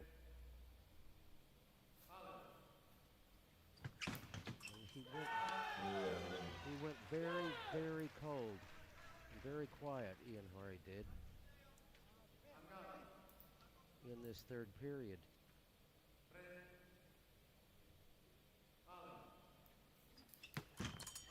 And there it is. Congratulations to Yamada Masaru on gold in Budapest. Well fought. Congratulations to Ian Harry. Masaru Yamada. Buff running headband with Ian Crippins at Harry the front how of it's the done. go-to when he misplaced it. Fair enough. We're going to take a short break for bio and drinks and things. I don't know what we're going to watch. Put this on. Good advice even for Epic. See you guys back in 3 minutes, something like that. Specifically, the difference between blocking and parrying. We know this might sound new to a lot of people, but hopefully it'll make sense as we explain it. We know you guys probably know all the different types of parries, 4, 6, 7, 8, all of that. We're going to be talking more about the mechanics of these parries and the differences in the way you can actually take the blade. So without further ado, my brother's going to start. Before we talk about how we're going to do our parries, it's important we understand the parts of the blade. Basically, the weak part, medium part, or the strong part. And that's really going to influence our goals with what we're trying to do. So the first type of parry, where we're actually pushing someone's blade away, is going to be 100% defensive. We're not really worried about hitting them afterwards. We're just going to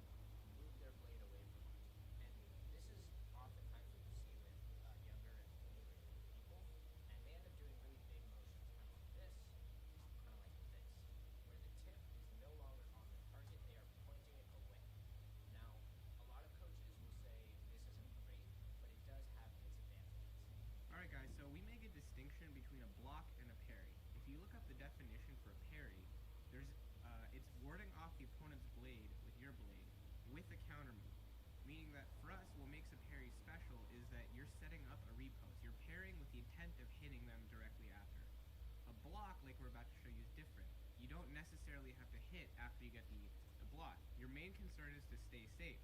So here I'm going to lunge, and Eli's going to block while stepping backward, making sure that he's cleared my blade and that he's out of distance. Here we can see he's caught my the soft part of my strong of his blade. So even if I'm fighting him as hard as I can't get around no matter what. He has complete control here. Not only that, but he actually moved his feet back. So now I'm going to focus on his leg. Here I'm going to lunge, and you can see he moved back, so that even if he didn't catch my blade, he's still going to be at a good distance defensively. Alright? So that's a block. So something that you'll note is that when I'm blocking and my primary goal is to stay safe, my tip, it's okay that it's away from the target, because if he lunges, even if I go, let's say, too soon, so I catch it with the weak part of my blade, what's going to happen is this. Go again.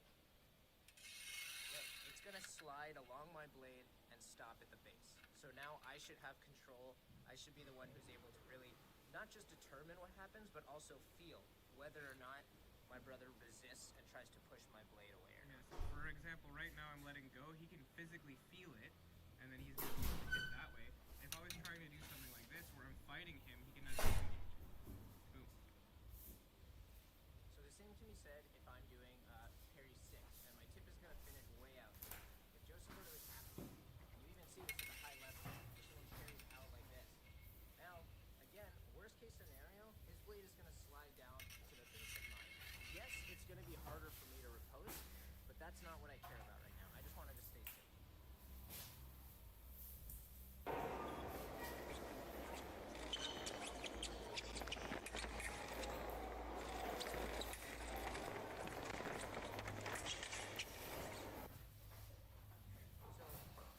So, we basically exploring fencing as rock, paper, scissors, right? And the thing about rock, paper, scissors is that each of these options can score. So with the first defense that we talked about, where we're blocking, but we're not actually trying to hit, I was just that. probably couldn't hear any of that, could you guys? So it's not really. Okay. We are off to the women.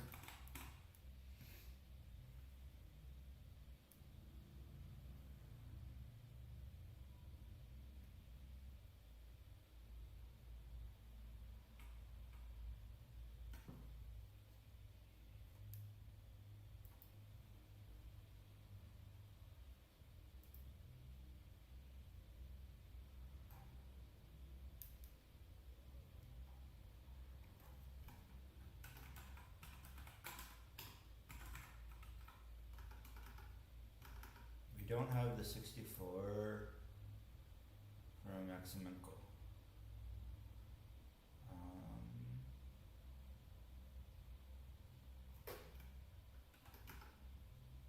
We have the 64 from Maksymenko. Oh, Alexander Dolo. German Kenyan fencer. Notably, they forgot to sign her up for a qualifying tournament for the Olympics last year, which was a bit of a scandal.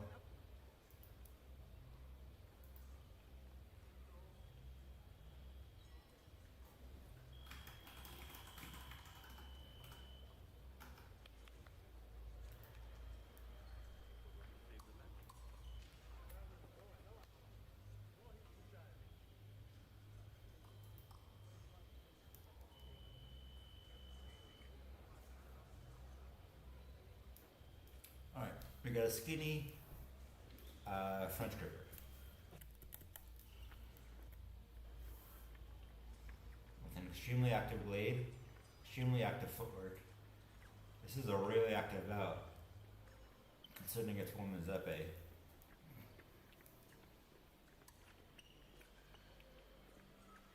Got Alexander Dolo with half her hand sticking out of the bottom of her belt somehow. We got Maksymenko, Anna, I think her first name is, with her hand going, she kept going everywhere. In and out, in and out, in and out. Ooh, good counterattack from Dolo.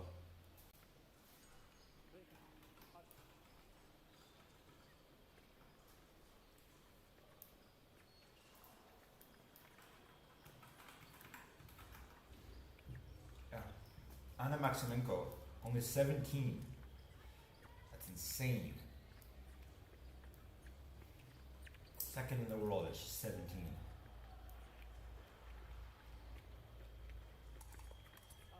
Good flush there. That was a fun one because Maksymenko did not finish the flesh before Ndolo took the parry. But she did get far enough that Ndolo's parry landed on her forte, on Maksymenko's forte. And that gave her enough control to be able to finish low through the parry. Even though she's a French grip, and French grippers don't have any blade control, blah blah blah.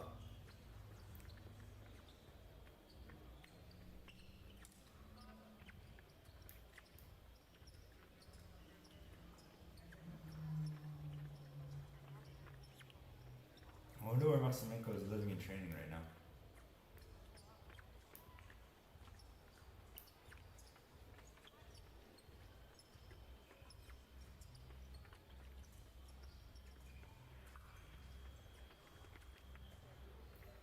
So one thing that's different to notice here with the women's game, or at least this bout versus the men's game, is we're talking about all the time about Yamada's half extension prep, and neither of these women are doing any extensions at all. It's all about the feet. I don't have a commentary on if that's good or bad or what. I don't know enough about how the women work, and obviously they're very good. Just a different stylistically that the women don't. I'm more focused on small distance changes than blade work.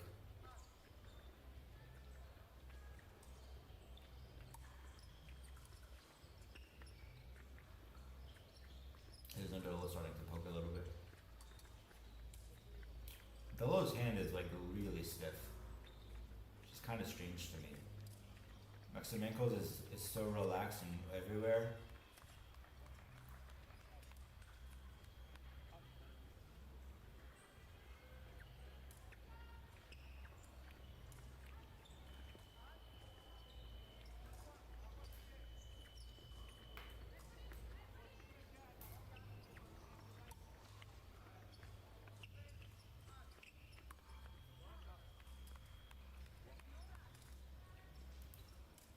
17 is just worried about how he's going to pay for college.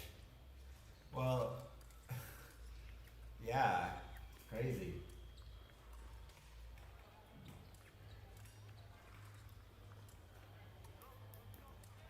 Alright, end of the first.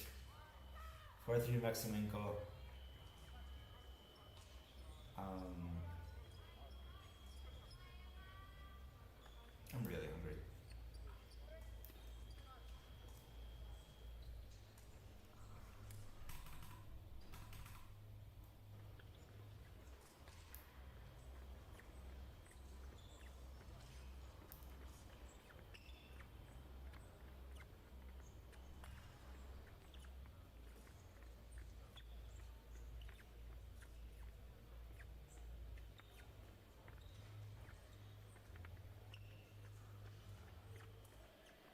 Yeah, Ndolo just looking kind of stiff on strip, and just it's slowing her down a little bit.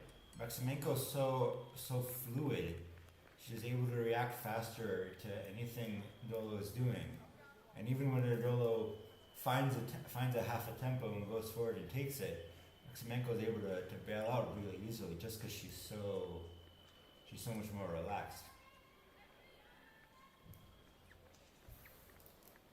I know it's not been easier for Ndolo in Kenya, but I assume she's still like living and training in Germany.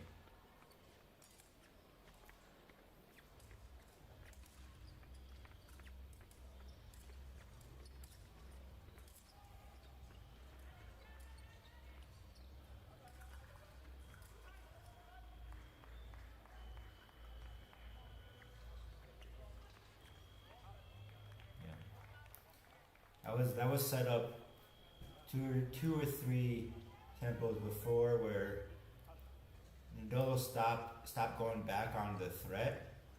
Maksymenko saw that and just did threat and then finish really fast and really smooth, and that made that was all that takes in the women's game.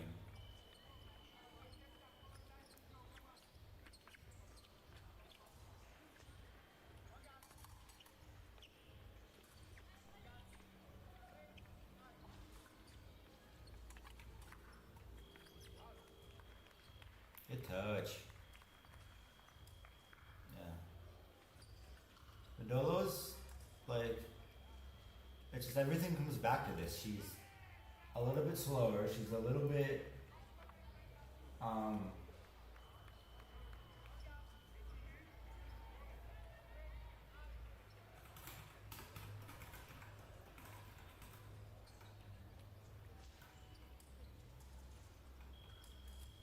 she's a little bit less fluid. She's a little bit less able, I guess a lot less able to follow in fighting and breakdown just because she's tense and she can't be the.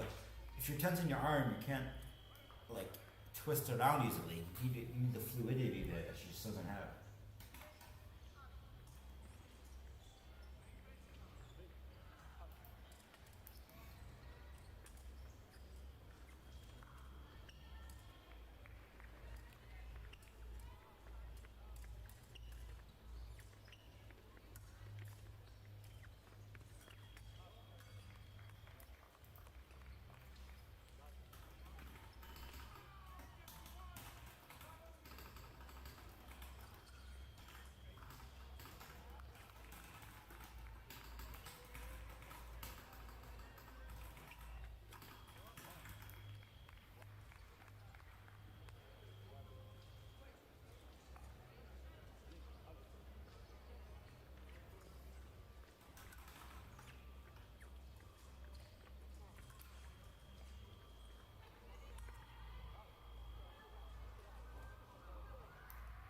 And a little bit more relaxed, good counterattack there, but she's got 3 more to go.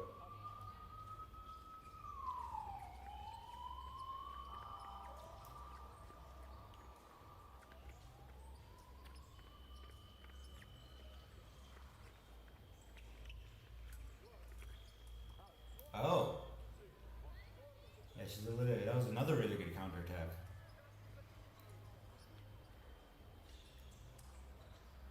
High hand from Nadolo. Taking Maksymenko's blade out of the way. Another really good one. Well, some just come alive in the end of the second period. Let's see if I can see what's triggering it. Yeah, okay. She was doing those small steps before, but she was much more tense about it. And that was giving Maksymenko an opportunity to go in. Now she's a lot more relaxed, or a little bit more relaxed, and it's enough to get the counterattack. Because I think Maksymenko got a little lazy.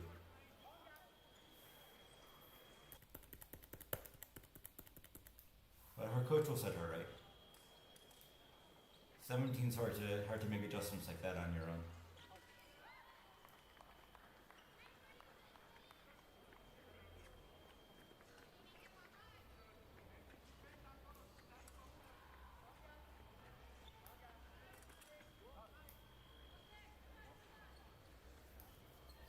Getting the double here is big, because if she goes down, then she's got, that's going to be way harder. Nolo hasn't really shown an attacking ability yet. And so as long as Maksymenko can still like hold out, oh, that was just really fast and really clean.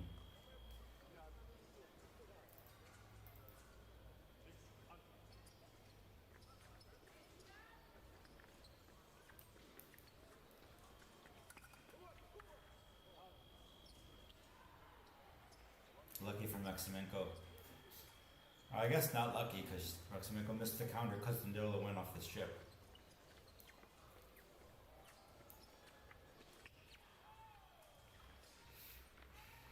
It's a lot of pushing to the edge and pushing to the edge here, seeing who will jump first.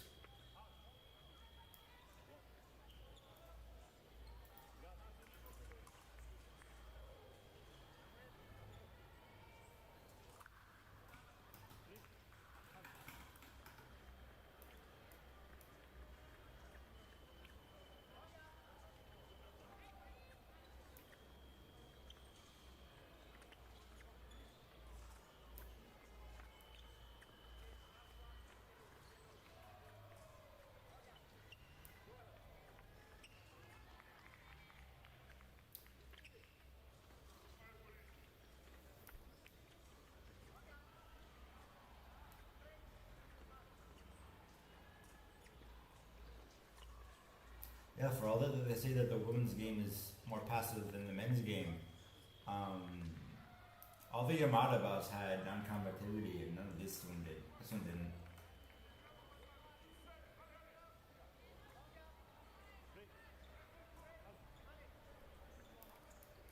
Poke, poke, poke. Yeah, Maksymenko took the foot off the gas a little bit less aggressive. It's the wrong metaphor. A little bit less aggressive, and Noodle's having a hard time finding offensive touches. She got 3 really good counterattacks. Maksymenko stopped attacking. And now it's been hard from Drolo.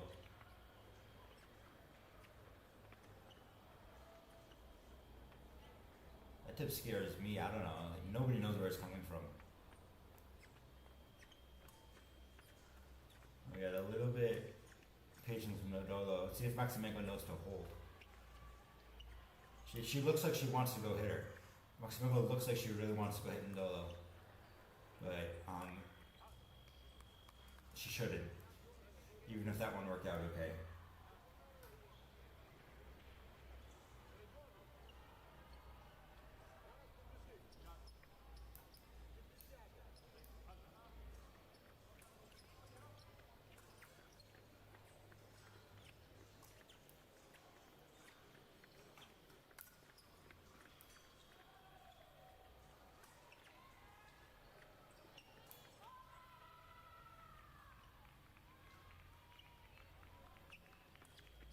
And there it is. Final double from Maksymenko. Closes it out. It was like 4 singles to 3 singles and 11 doubles.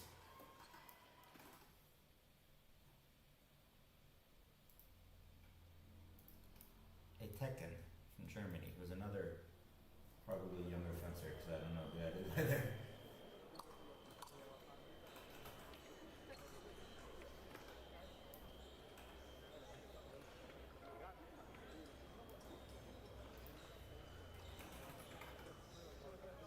Also 17, Hagla Tekken. So this is like the next generation of women's fencers here. Much more active now. Both bouncing. Now, we appreciate the absolute style of the Ukrainian coach's jacket. I missed it, but next time he comes on the screen, I'll look.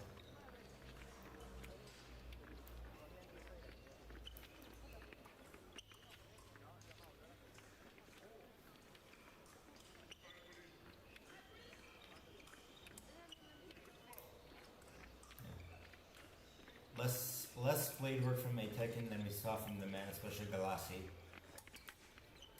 Long lunge from Maksymenko. Good 8 from Tekken, but the lunge was so long. Because it's so, yeah, they are 17. That's true.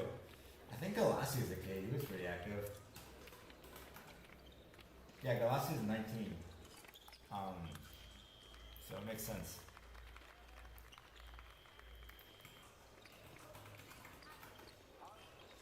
Maksymenko is not the number 2 fencer in the world. She's the number 2 junior fencer in the world. Yeah. He's the 28th adult fencer in the world. That makes more sense. I forget that they do that.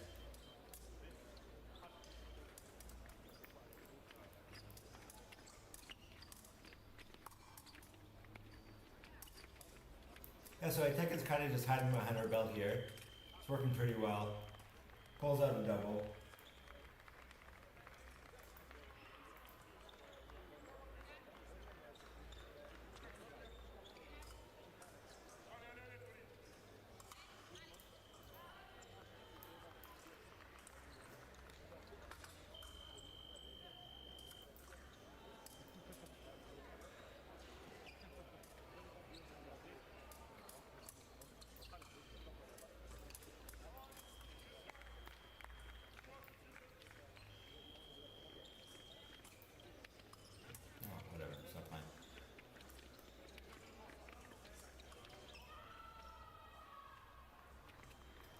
So Tekken's hiding behind her belt. Maksymenko. Oh,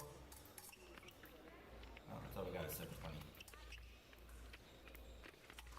His blade is everywhere. And that was a really nice counter. They're taking close enough to hit, but just not. Maksymenko's blade is just everywhere, and she wants it into a taken, and it goes so fast.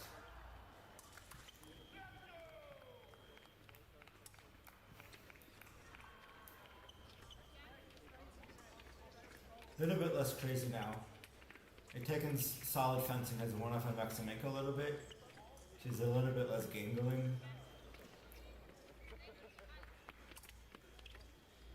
Oh, should have gone a little bit more forward. Oh, good choice there by Maksymenko. Finding like really small openings.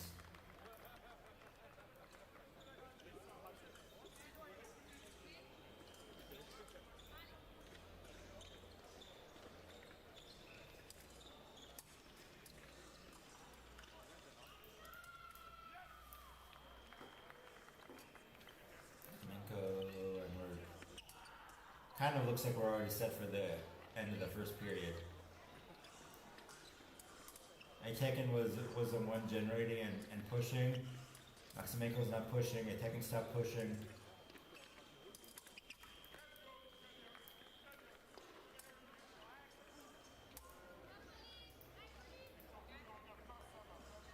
Yeah.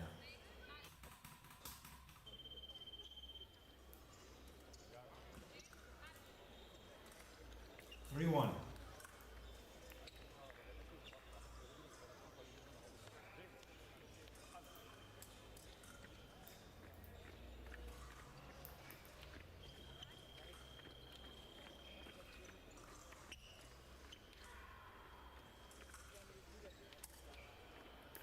Tekken just taking a little bit of space at a time.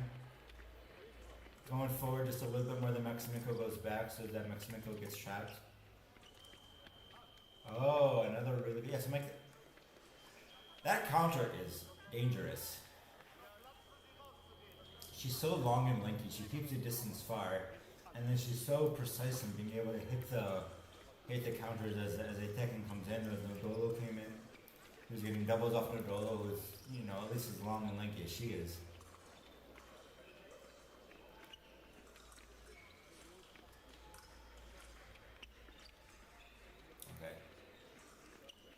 Now we're starting to see little hand hooks in Maksymenko that we didn't really see against Nodolo. Threatening low line.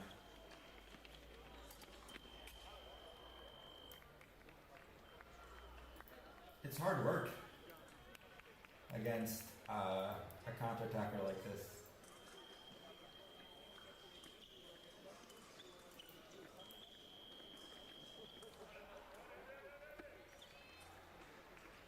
I want to see a Tekken.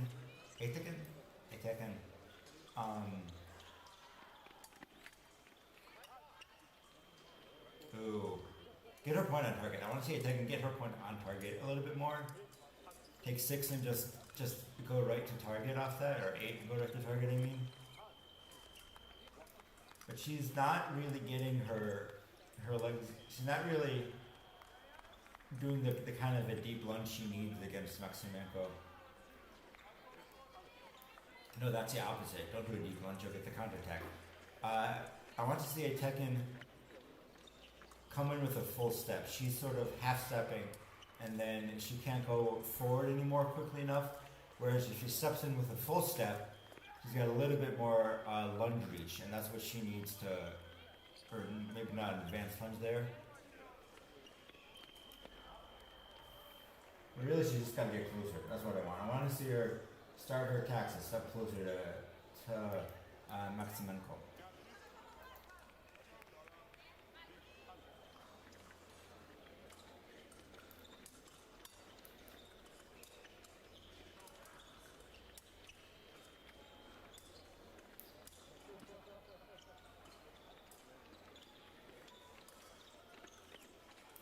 Like that.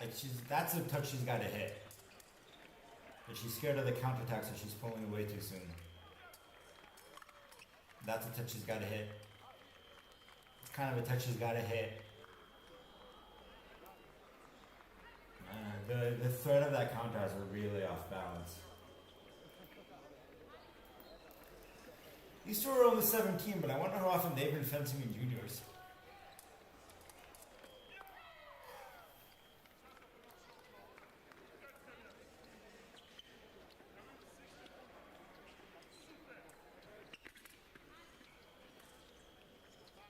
He's a little bit slow on the lunge, maybe a little bit late with the hand.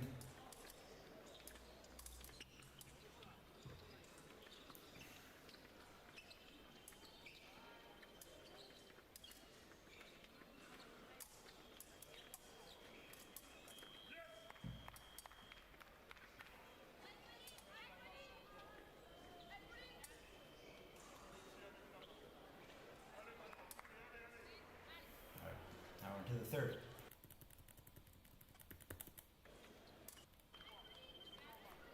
Yeah. So Maksymenko just gotta keep going, keep on keeping on. Itaka needs to smooth it out and finish her opportunities.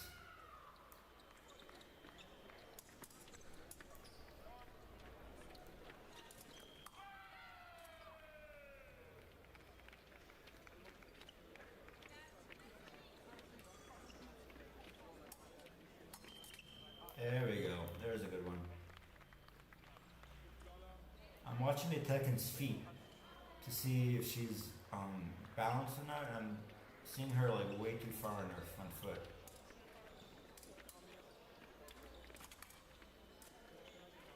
Which could explain why she's having a bit of trouble.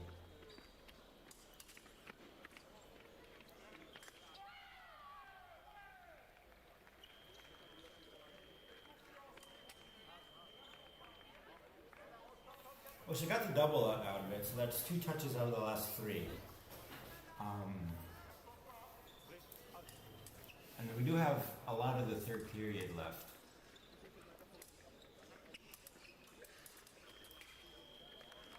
It's not a lot to work with for her.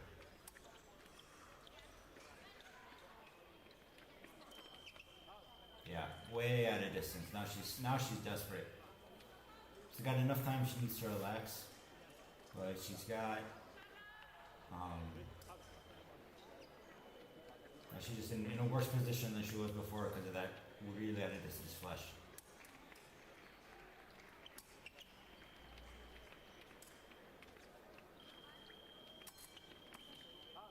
Yeah, another one. See, if you look at her back leg, like look at her body here.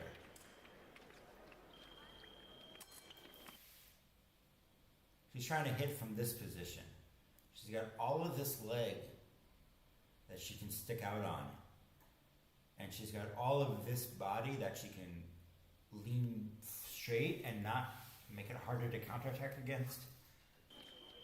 But she's totally lost her form.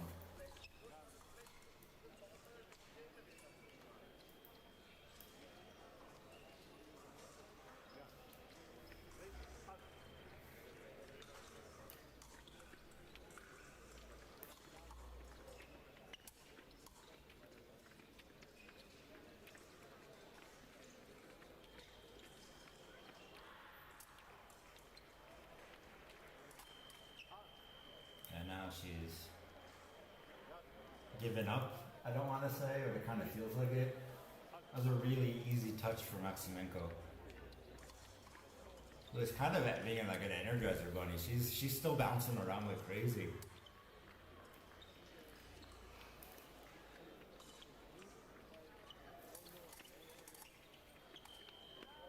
There we go.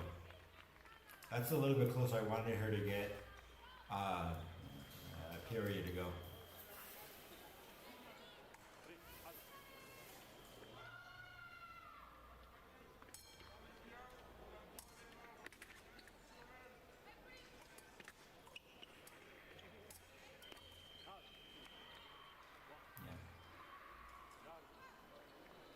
Tekken searches, Maksymenko counters, picks off the wrist in the search.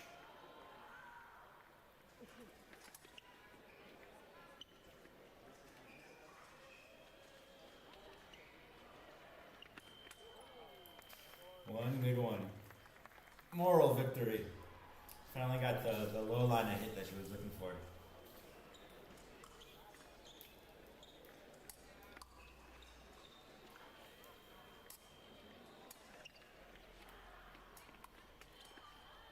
Should have hit the first. That's 2 in a row.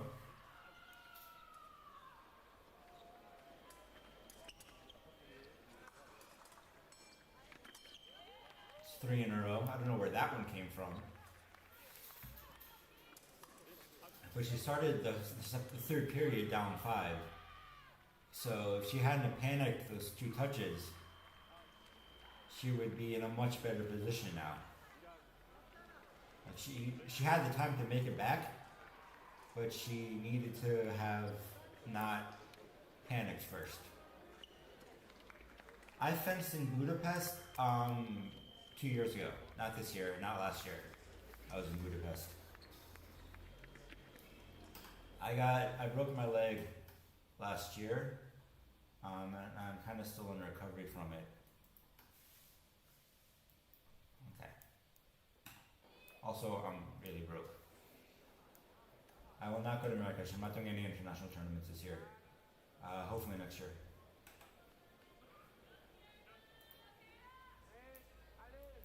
Maybe I could do, I usually do 1 or 2 a year. Usually do 1 a year. I could do Marrakesh maybe. That'd be fun. Probably cheaper than Paris.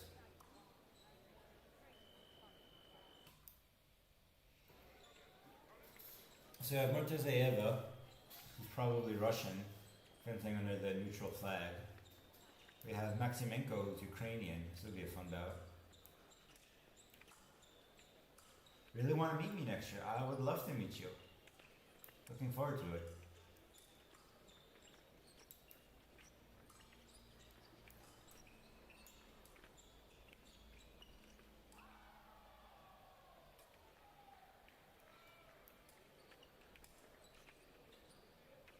So here we have Maksymenko on the offense. I don't know, that's got to be a planned strategy. Because there's no reason she would already be pushing if she didn't think right off the bat I should push.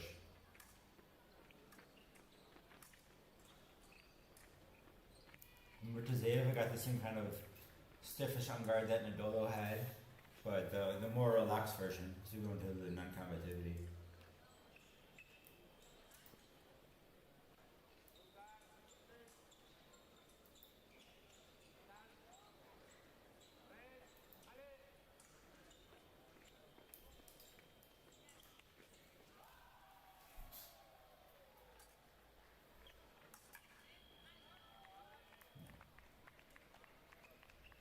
So the first action was fine, but the continuation was really unnecessary. I don't know if that was a planned action and Mortezayeva got the good parry then.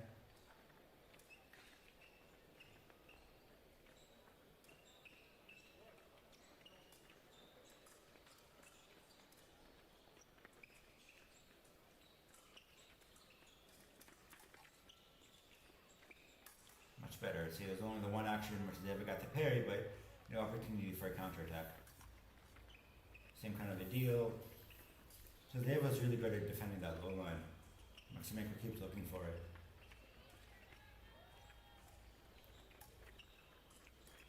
There you go. High line. Oh, she got the double out of it. I didn't get a chance to say it, but I promise I was thinking, I think Maksymenko should go high line here. And she did. I did cover men's. I loved Howry's fencing. He just came second at the U23 in Lausanne. That's really good. Yeah, I saw off camera, off stream, I was watching Howry versus, good touch from Maksymenko. I was watching Howry versus El Sayed. And basically, Howry beat him off just being so incredibly technically clean that none of what El Sayed was trying to do worked. Would take the big six and then counter, but Howry was so clean on the disengage, he was able to get his own remise in time.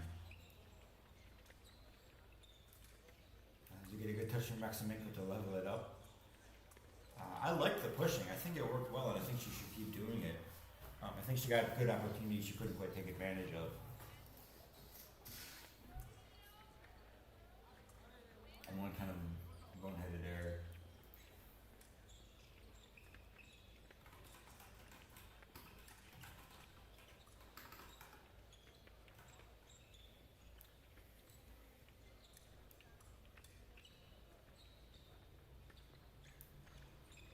We're going to non-combativity now? Is that what's happening?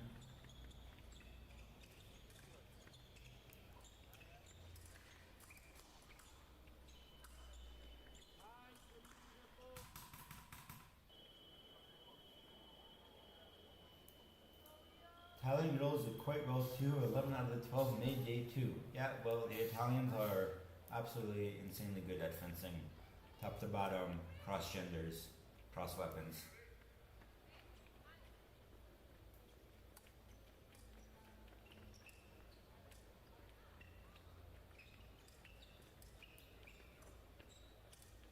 We were watching Galassi versus Yamada earlier, and that was a really fun bout.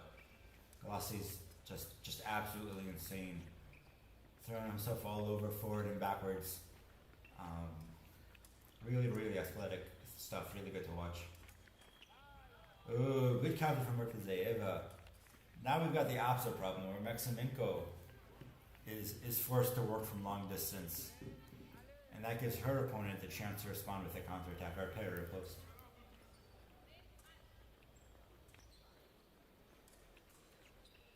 Maksymenko's got to get closer.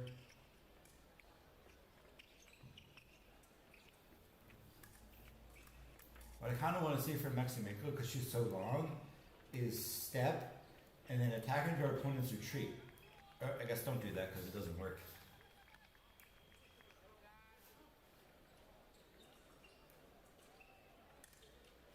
So this is going to be really interesting now because we know Maksymenko wins. But she's not really looking like a winner here, so I wonder what she's going to change. I haven't seen a lot of blade work from her. Nope, not really many parries or oppositions. Oh, she gets her own counter. So that's 4 counterattacks, 2 doubles, and one attack from Maksymenko.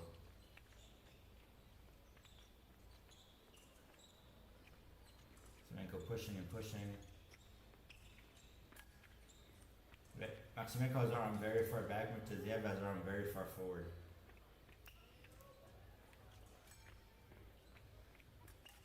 Rooming with him and some of the other Italians, he was fuming that apart from Byrne, 8th tournament in a row, he loses with the winner of the tournament.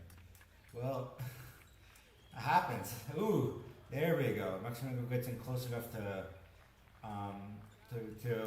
deal with Murtazaeva's blade. Oh, Heidenheim. That makes more sense, I guess.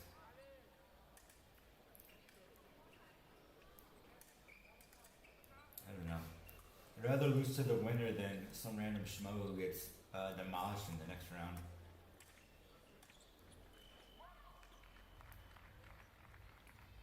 Were you fencing in Budapest, Palazzi? Ooh, wow. That was really good for Maksymenko to pull that double, actually. Look at her hand, is really out of position.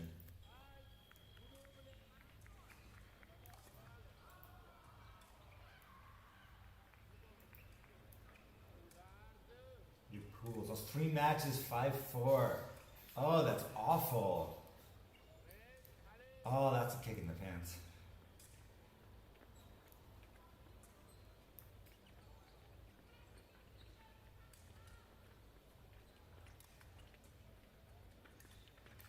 Fence anybody fun?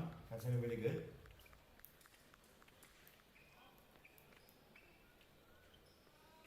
I was in Paris, I had Samuel Cord in my pool, and that was an education. I'll tell you that much. That guy figured me out in 30 seconds and then hit me 3 times in 10 seconds, and that was the end of the bout. Paulo Alegre, 540. Wow, well done. Well done.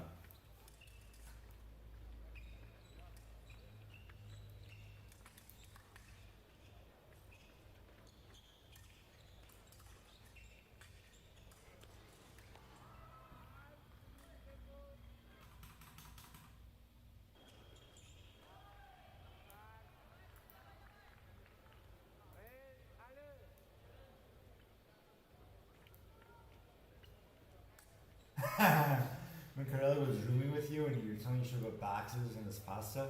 It's the most Italian thing you could have said.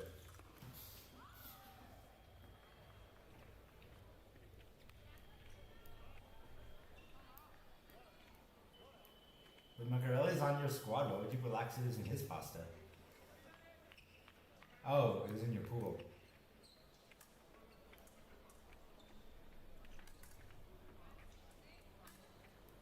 That's unfortunate being in a pool with a teammate.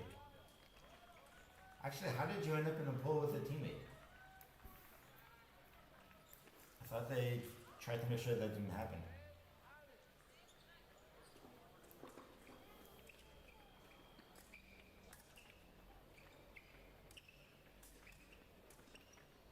Oh, you fenced for Argentina. Okay, that makes sense.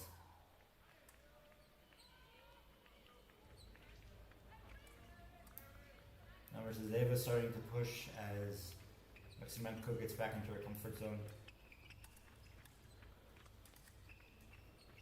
Time to beat attack from Eva.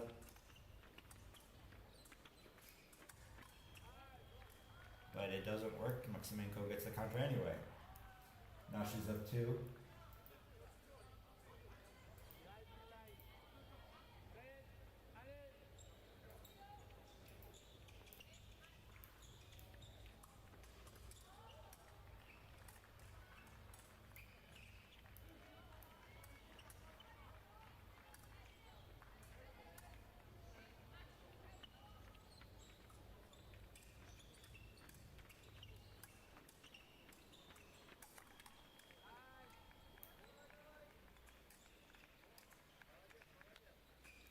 Eight from Maksymenko against the low line attack from Maksymenko, which is a little bit too reliant on, I still think.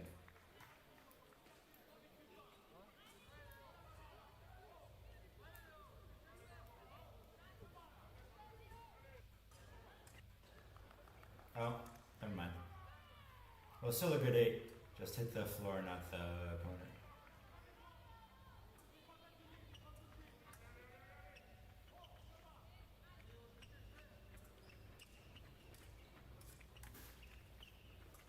Another low line from Maksymenko that almost gets punished.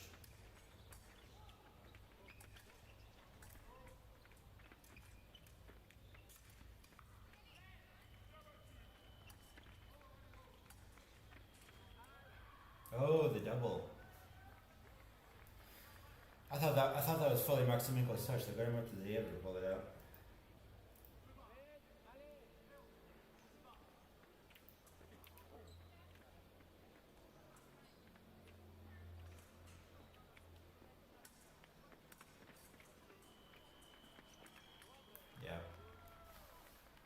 Because this once again too focused on going forward. Forget that Maksymenko can also go forward.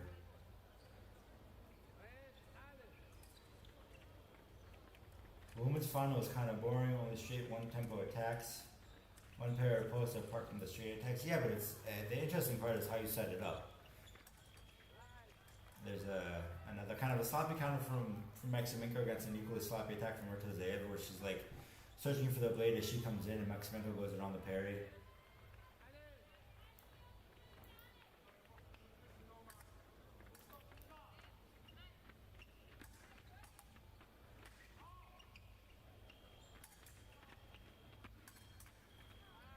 There we go.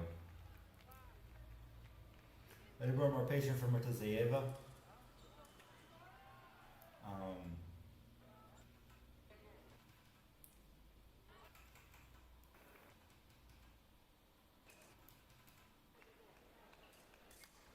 More patient touch from Ortozeva. Maksymenko looking for a commitment from Ortozeva to hit into the counter, and she doesn't give it. But then that ends up letting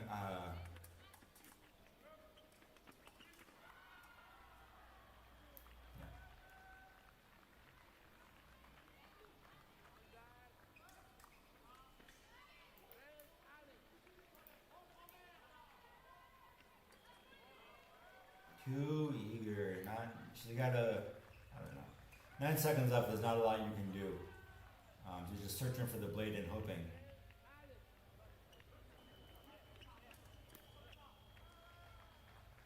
for the blade and hoping.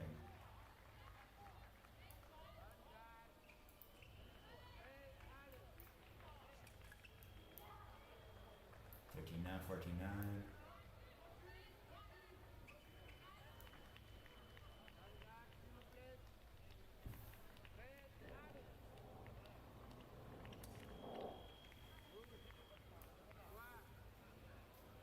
Yeah.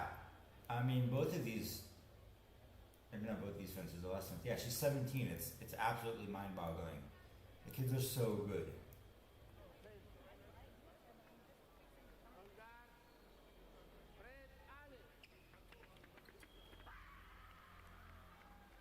And that's about 16. Oh, Hadley Ussisian. I'm a big Hadley fan because like 15 years ago I fenced her at a summer camp when she was like 11 and she was terrifying. Now she's all grown up and killing everybody. And like making the Olympics and stuff.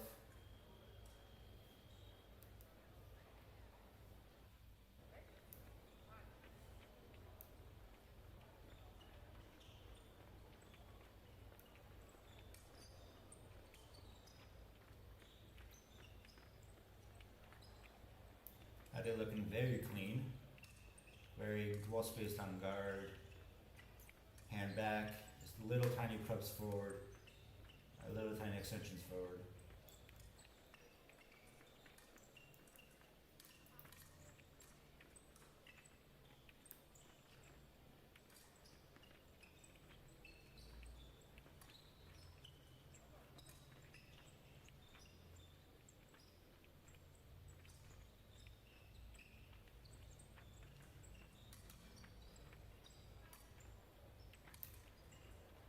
Okay, this one's going to non-combativity.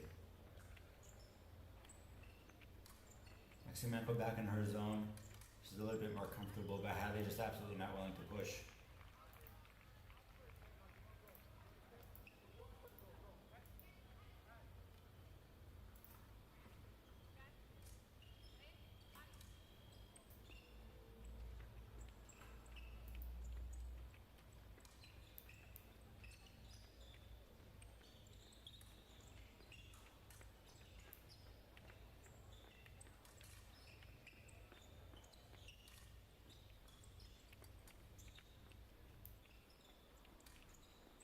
Lots of distance games here, like there usually is in the women's game, where you're just, they don't do anything with the blade. Like Hadley's a parry fencer, Maksymenko's a counter fencer, and so Maksymenko is keeping her blade out of the way so Hadley doesn't parry, and Hadley's keeping her blade centered so that she can parry if Maksymenko commits. Maksymenko goes low to get the first touch, but from like a really, really close, like she didn't even have to lunge almost to hit that.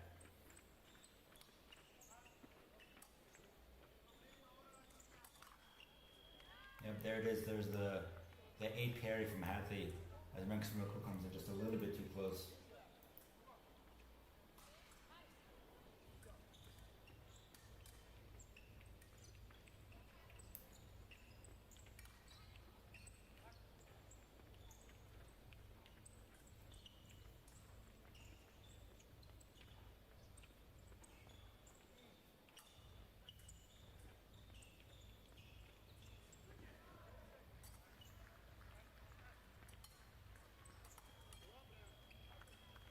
Hadley getting caught flat-footed there. Looking for the parry, looking for the parry, looking for the parry. But she's just kind of sitting there waiting for the parry, and Maksymenko straight attack beats it.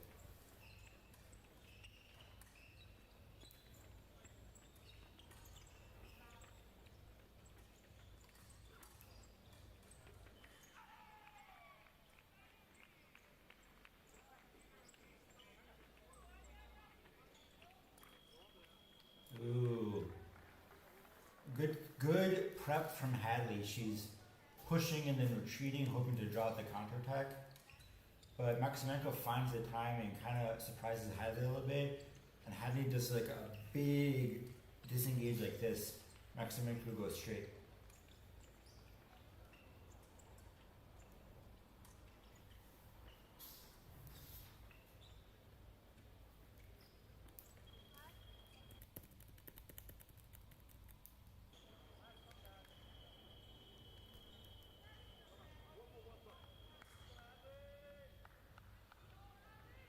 US cheer squad in the background.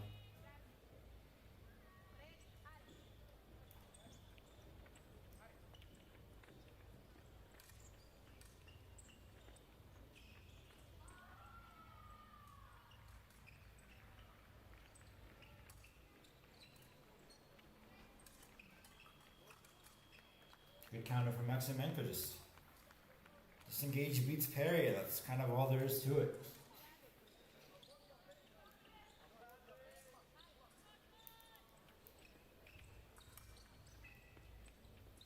Kind of want to see how they're stepping back with the parries, not forward with them. If she steps forward with them, she's getting, she's just not quite quick enough to catch Maksymenko before she hits.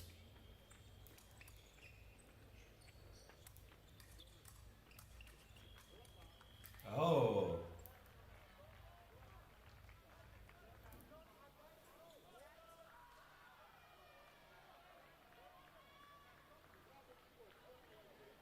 I thought the coach is clearly annoyed about that, but I thought that was a good attack. She just, she usually hits those multi-tempo flushes. Yeah, step back like that. And then,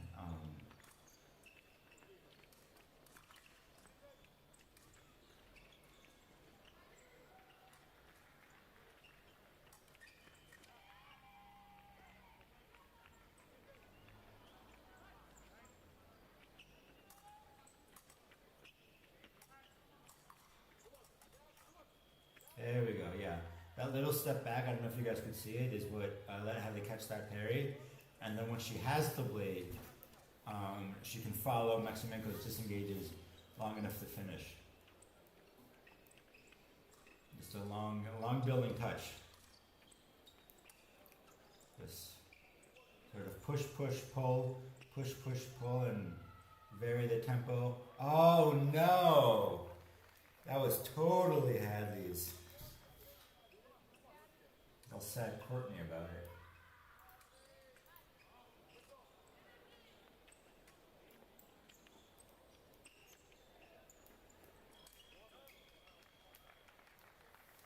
This is weird. Maksymenko is it's a special skill what Maksymenko has to be able to hit so early on actions like that you get singles where it should be doubles.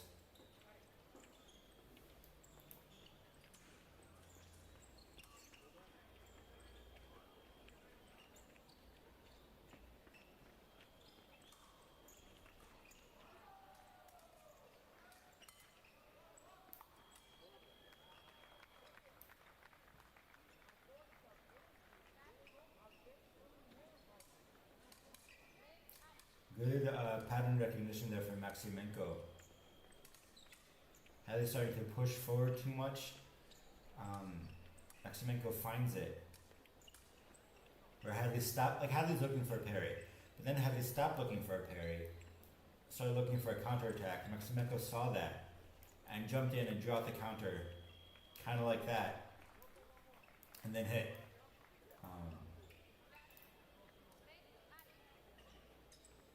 And this time Hadley pulled out a double. But the idea was good for Maksymenko, and doubles are really in her favor right now. Yeah, counterattack there. Hadley's too eager. She's down a lot, so she thinks she's got to push, I assume. And it's getting her hit. That second touch she had was really well set up, and I think it's repeatable.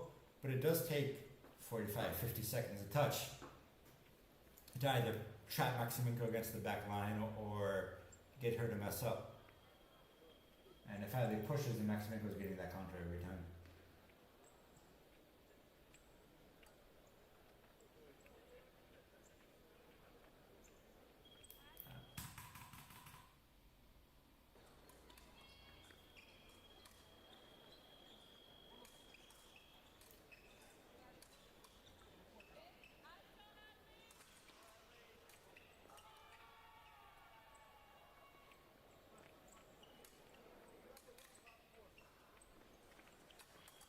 There we go. That's the good parrier post we want.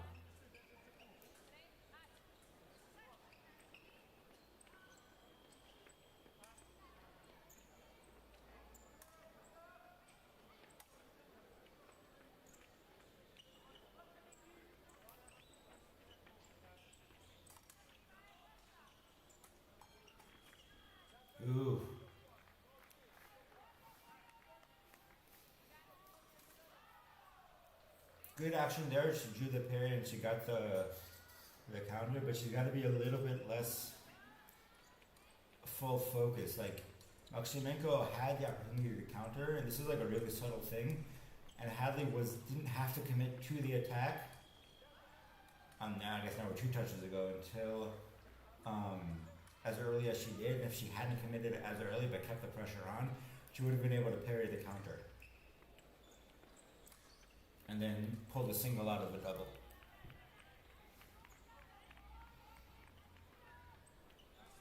So it's not that if you catch the parry at this level, you really have an advantage. You haven't won the touch. And if you have advantage, you should be able to score. But if you have to actually have the technique to finish it. I want to see Hadley being a little bit more proactive with her retreats. She's feinting and then trying to draw up the counter and then waiting and then retreating. I want to see her preemptively retreat.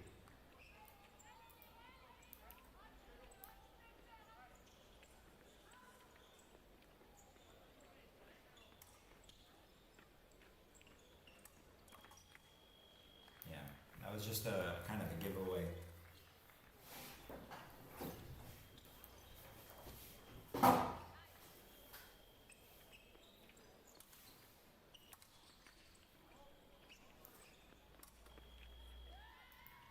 There, how they pull it back one.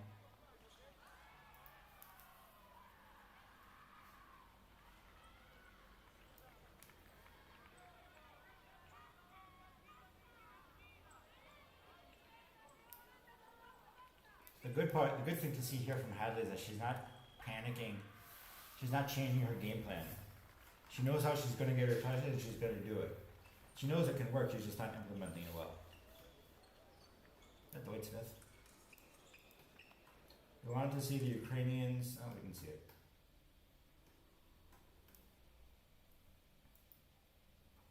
There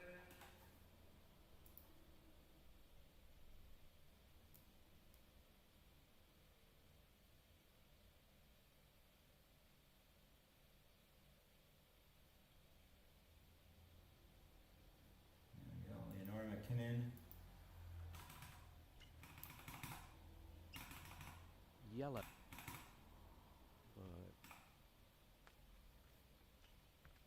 Maksymenko McKinnon is has tall. a senior ranking of 124. It can be a little bit more quiet. An excellent result today. So McKinnon is very deliberately exposing the top of her hand, which looks awful. Like, I would not want to do that against Maksymenko. Because there's somebody who's so good at counterattacks. Referee Ala Fala puts a hand up. A minute has passed without a score. So P yellow shown to both athletes. It's kind of not a lot of people go on guard like that, but it. McKinnon through on I the don't attack. even know what that was. Really good timing by McKinnon to find that exact moment when Maksymenko goes backwards, but can't quite get out of the way. Degrees of épée fencing.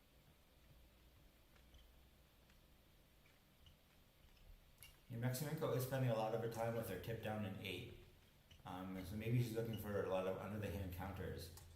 And so McKinnon is just going like a little bit into 8, like she's a 6 with an 8 tip. Just to shut off that line a little bit.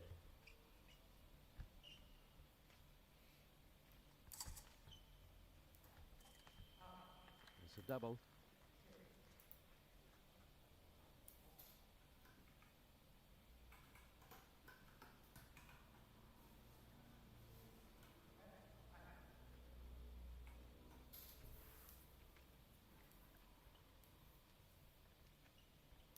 Maksymenko has shown excellent patience all the way through the day today.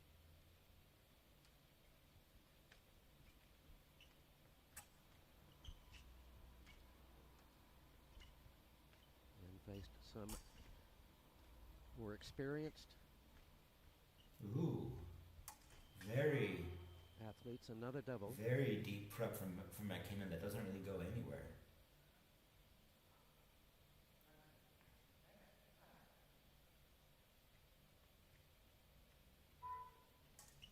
And then the beat attack that Maksymenko's really been phenomenally good at dealing with beats all night.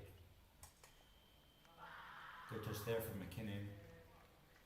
Something about what McKinnon is doing, like, is beating the counters. McKinnon. It's two that I would have expected. I don't know if she's just Blade. stronger, if she's Lands the pushing hit. the blade farther. She's just closing that line a little better, that inside line.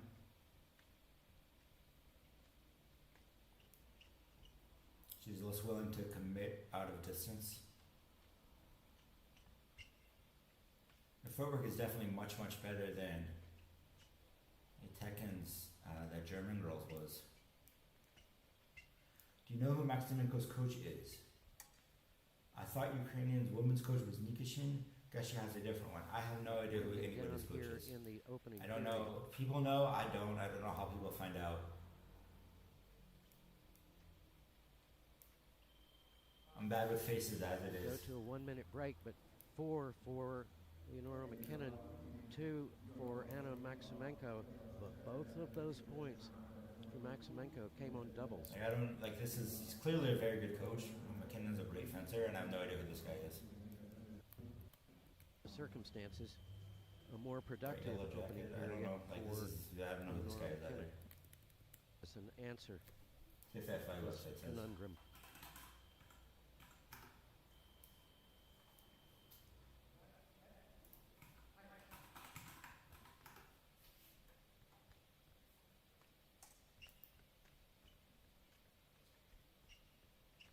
No, it doesn't say. Oh, okay, that's the end of the sort. That makes sense. So that must be her personal coach. I guess she lives in France. I would have thought she lived in Canada. I know the men's epic team trains in Canada, and usually A counterattack. she's basically French. There's like the Vavasur is very international. Maksymenko has upped the pace. Yeah, the FIA website Another doesn't double. say, and I don't know enough to recognize anybody.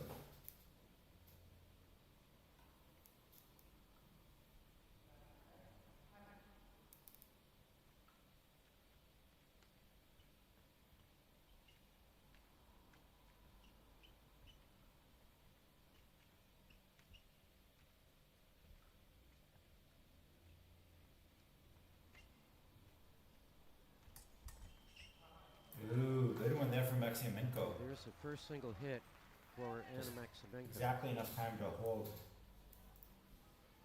Stepping in, backing the blade.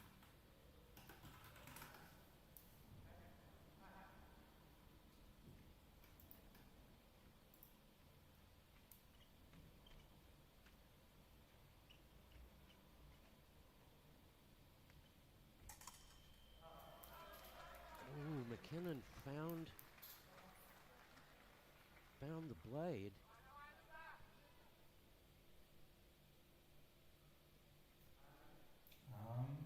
I But Maksymenko just forces her way through. doesn't say. We're leveled at 5. From the boat. She's at the club there, so I assume some guy from there, but you know.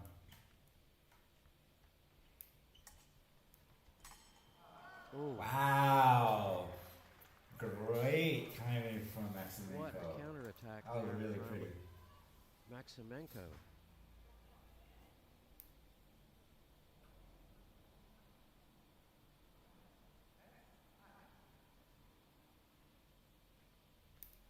I would not be surprised if Maksymenko just didn't work with Nikishin yet. She's not on the team, which would not be surprising considering. Wow! Ooh, again. Really good at getting your point on from all over the place. Maksymenko finds the blade. Gets the riposte. if she's not on the squad, then she would not probably get a lot of time with Nikishin.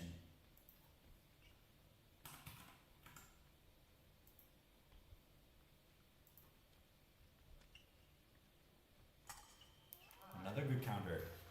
Yeah, so she's found the distance here really well. Another an amazingly effective counterattack as McKinnon steps into distance.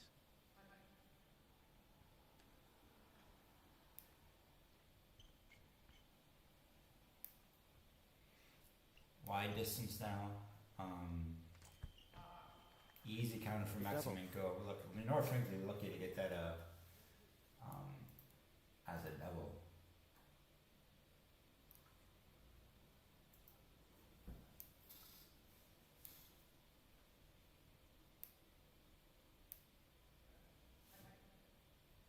Maksymenko getting her arm out as McKinnon steps into distance. Wide distance. McKinnon slowly creeping up on her.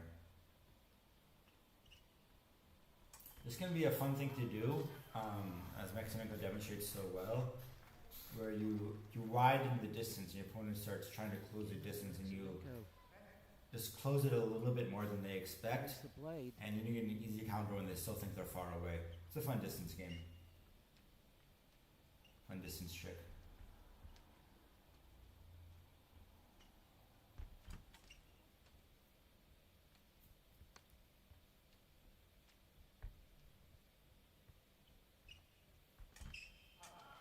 Another really good counter from Maksymenko. Well, Maksymenko Perfectly timed. Lenore was is, caught flat-footed, and then also no overcommitment at all. is killing this with those counterattacks. Lenore comes in and searches, and Maksymenko goes low. With the retractable spool. I mean, like the worst line for McKinnon. Well, the floor judges over to help. Maksymenko is out to a 5-point lead.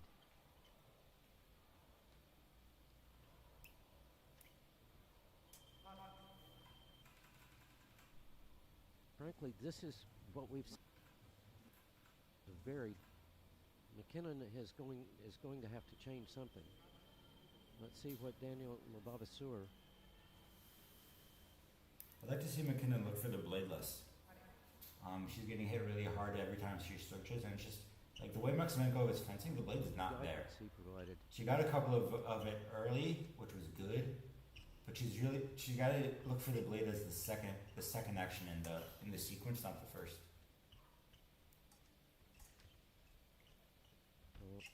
McKinnon is on the front foot. She's pressing. There's a double.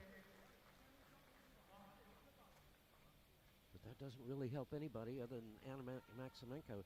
She's now 3 away from the gold medal match. Hope you guys can't hear David King.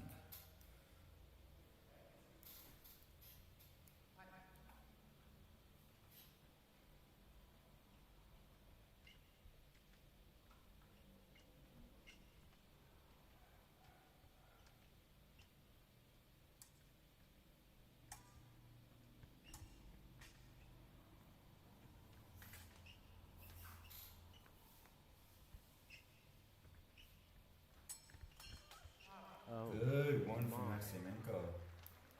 Goes one in. Sees that the opening is still there. That's one, and then two, and that's the one is Steps in with the disengage. going able to do that 1-2 that fast is really good.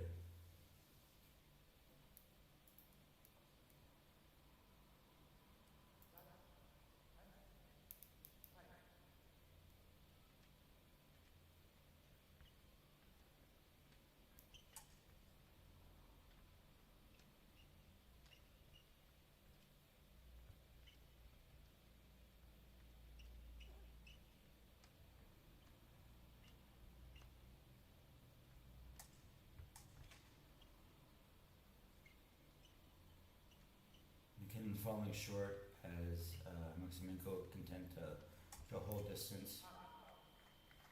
The And double. then McKinnon And now Anna Just Maksymenko no longer quite able to is one find away the angles to block out Maksymenko's blade. to the gold medal match. Beat and then let's go. Maksymenko's so quick to get her point back on target. Really how she's been doing this whole bout, this whole tournament. The referee calls halt. There's no jostling there. Took the blade took the arm took the body.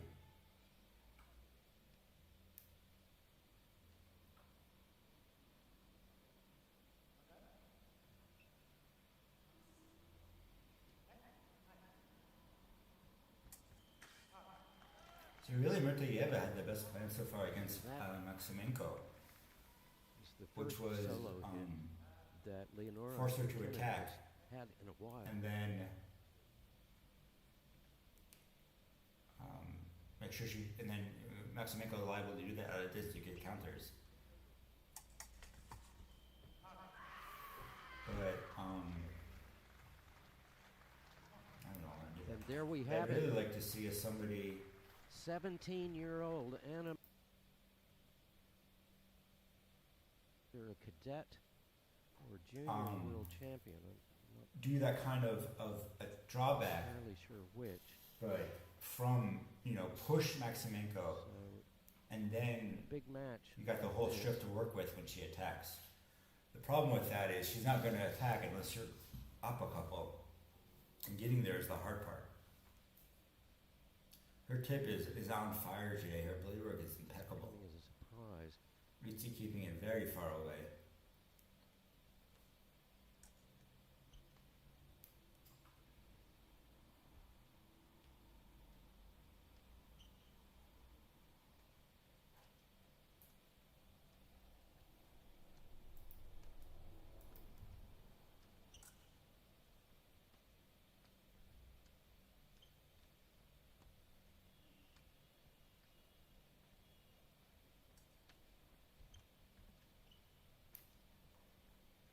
Again, Maksymenko just linky enough that Ritzy's counter falls short.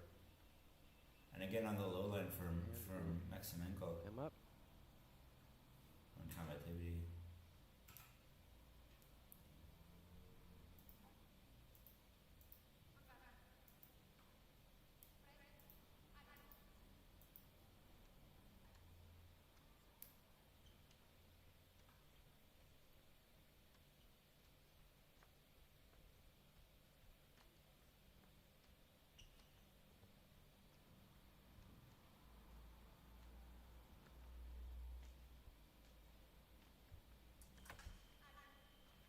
Low line again from Maksymenko.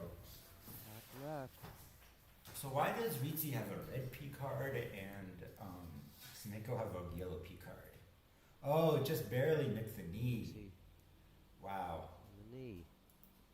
Her point control is phenomenal.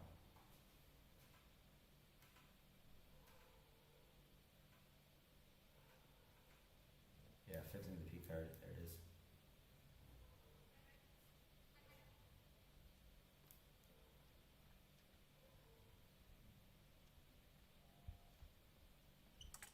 Having trouble getting the clock to work.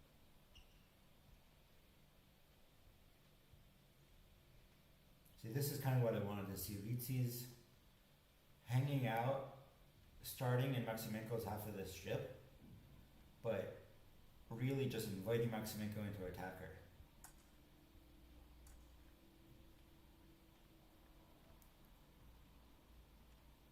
And you definitely don't want to try to attack Maksymenko in prep, because she's too likely to counterattack you, to be able to get a point on anyway. But you do want to draw out the attack. Like that. You do want to draw out the attack Ritzy on the and attack. then let it go.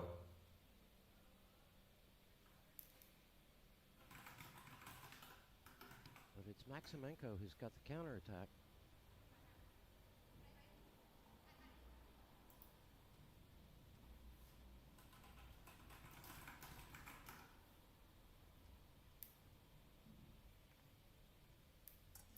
Ritsu's still pushing. Now she really has to, and finally gets the counter. Julie Ritzi's got a counter attack of her own. Which is really precision distance control. Oh, okay. So that's a good way to fix it, is she went to the arm instead of the shoulder. And that, 3 inches was just enough for the counterattack to hit instead of falling short. Maybe that's why Maksymenko goes low line so much, is it keeps her arm out of the way. Probably not.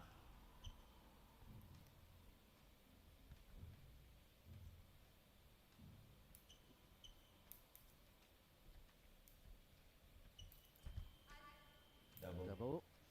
Out of distance flush. I think she was just hoping for Maksymenko to be asleep and think, hey, 10 seconds left, we're not going to do anything.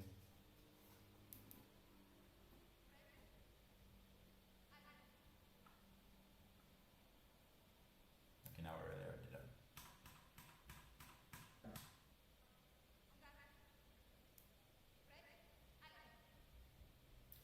Alright, 3-2. I want to see Ritsu pull a little more.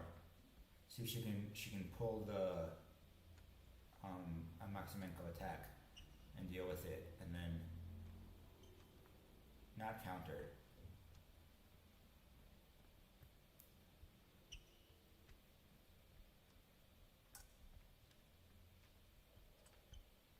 I guess I also really liked what Hadley did with the push-push-pull.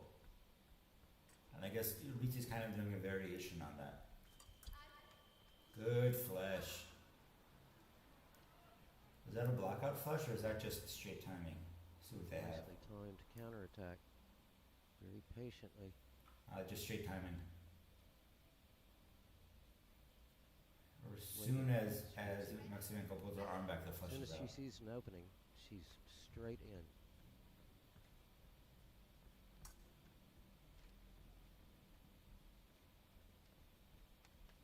We're tied up at 3.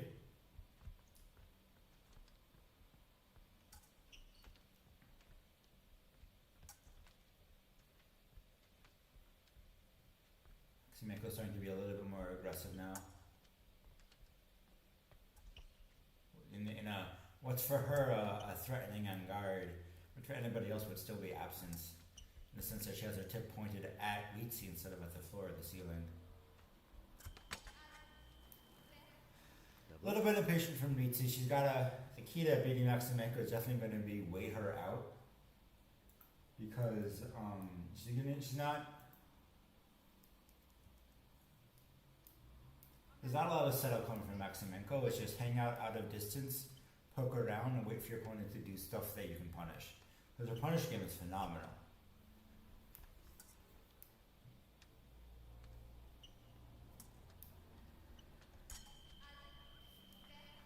So Ritsu's got to really be patient and ready. Mostly patient.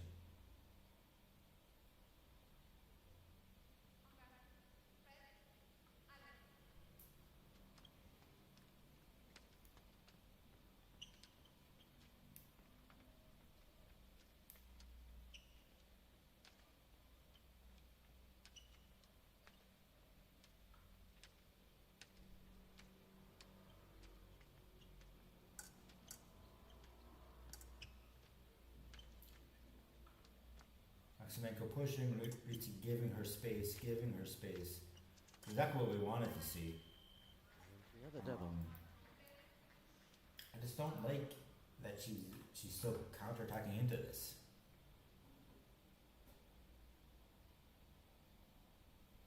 She's never getting a single out of it, and I feel like she has better options there that are deal with the attack and then do something else.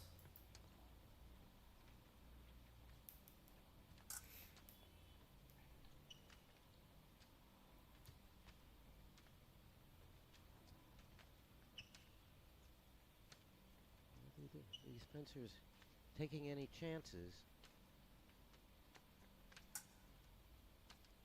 They have to keep it close.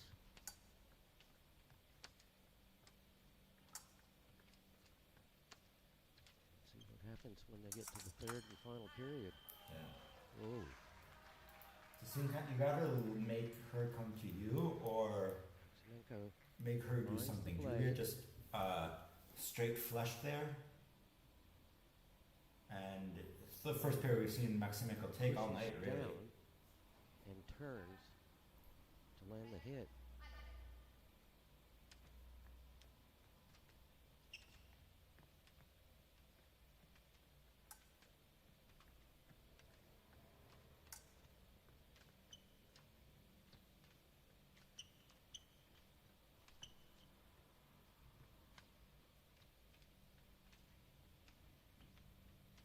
A lot fewer like opportunistic shots from Maksymenko.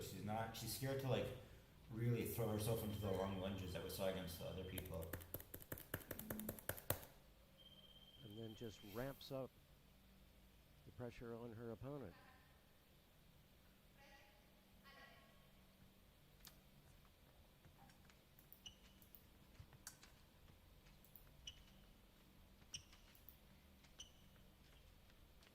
She's up the pace as well.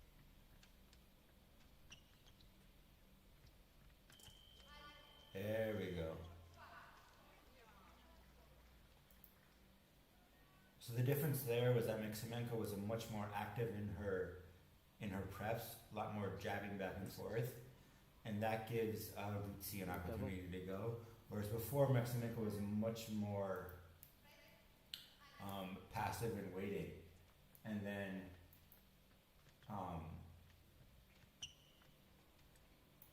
Maksymenko had it because she wasn't doing something else. She could counterattack.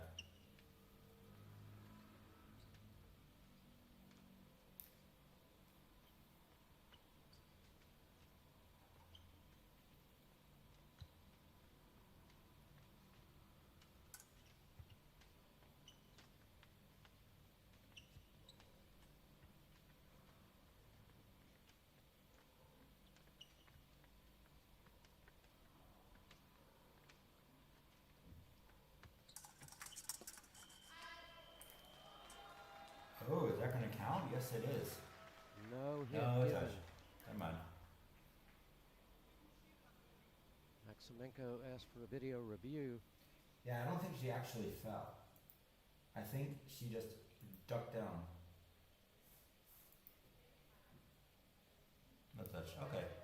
Well, it stands. No hit given.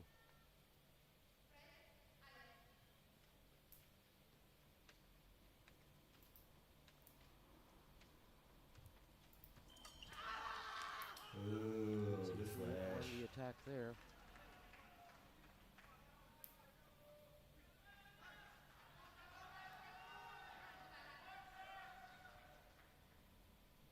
That was an even tighter window because Maksymenko was going low high, and that's what Ruzzi flushed into.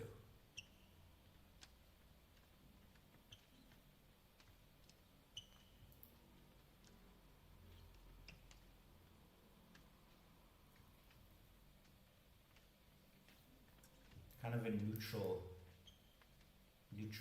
now. Good attack from Ruzzi. Now it is Julia Ruzzi. So it's the same kind of deal Taking the where attack to Maksymenko. Maksymenko is starting to push and look for opportunities, and Ruzzi is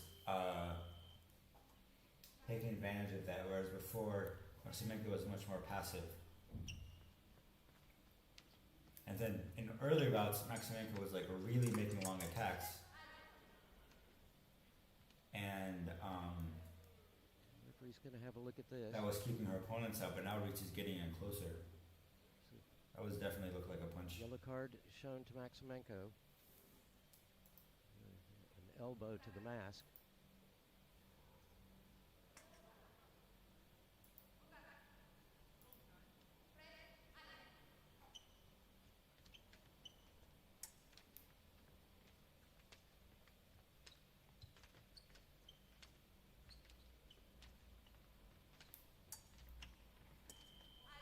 Double double. Back into that more classic pushing women's game.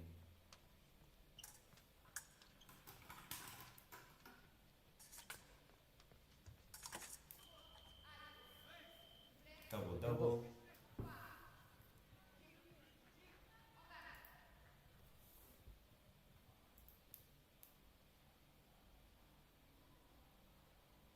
So where are we at? 52 seconds left. It's 11-9. Menko's down by 2. She's been nothing but defensive all day. So what happens here?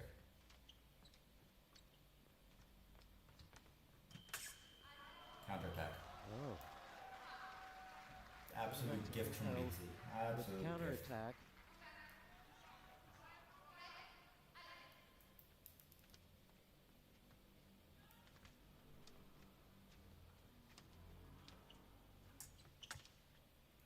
There's that distance keeping attack that we were talking about that's been missing all night. Another counterattack. Again. Ritzy has We're level. lost focus. She's given this bout to Maksymenko. Just absolute gift.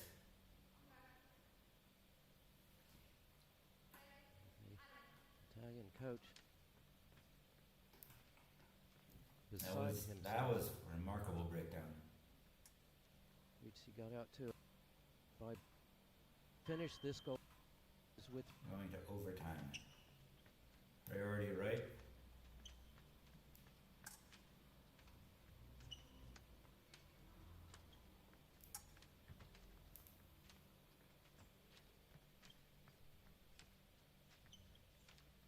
he's going to go for it. Oh, Ritzy. Come on. Patience. Hold your line. Keep discipline. I'm a great strip coach. Just active blades. Counterattack. Hits it. Oh my! Ritzy falls apart at the end. It was Julia Ricci that went for it, and Congratulations to Anna Maksymenko Maksymenko on your first victory in a World was Cup. right there with the counterattack. And this Thank you all 17-year-old, for joining. I hope you had a great time. 17-year-old And have a good night.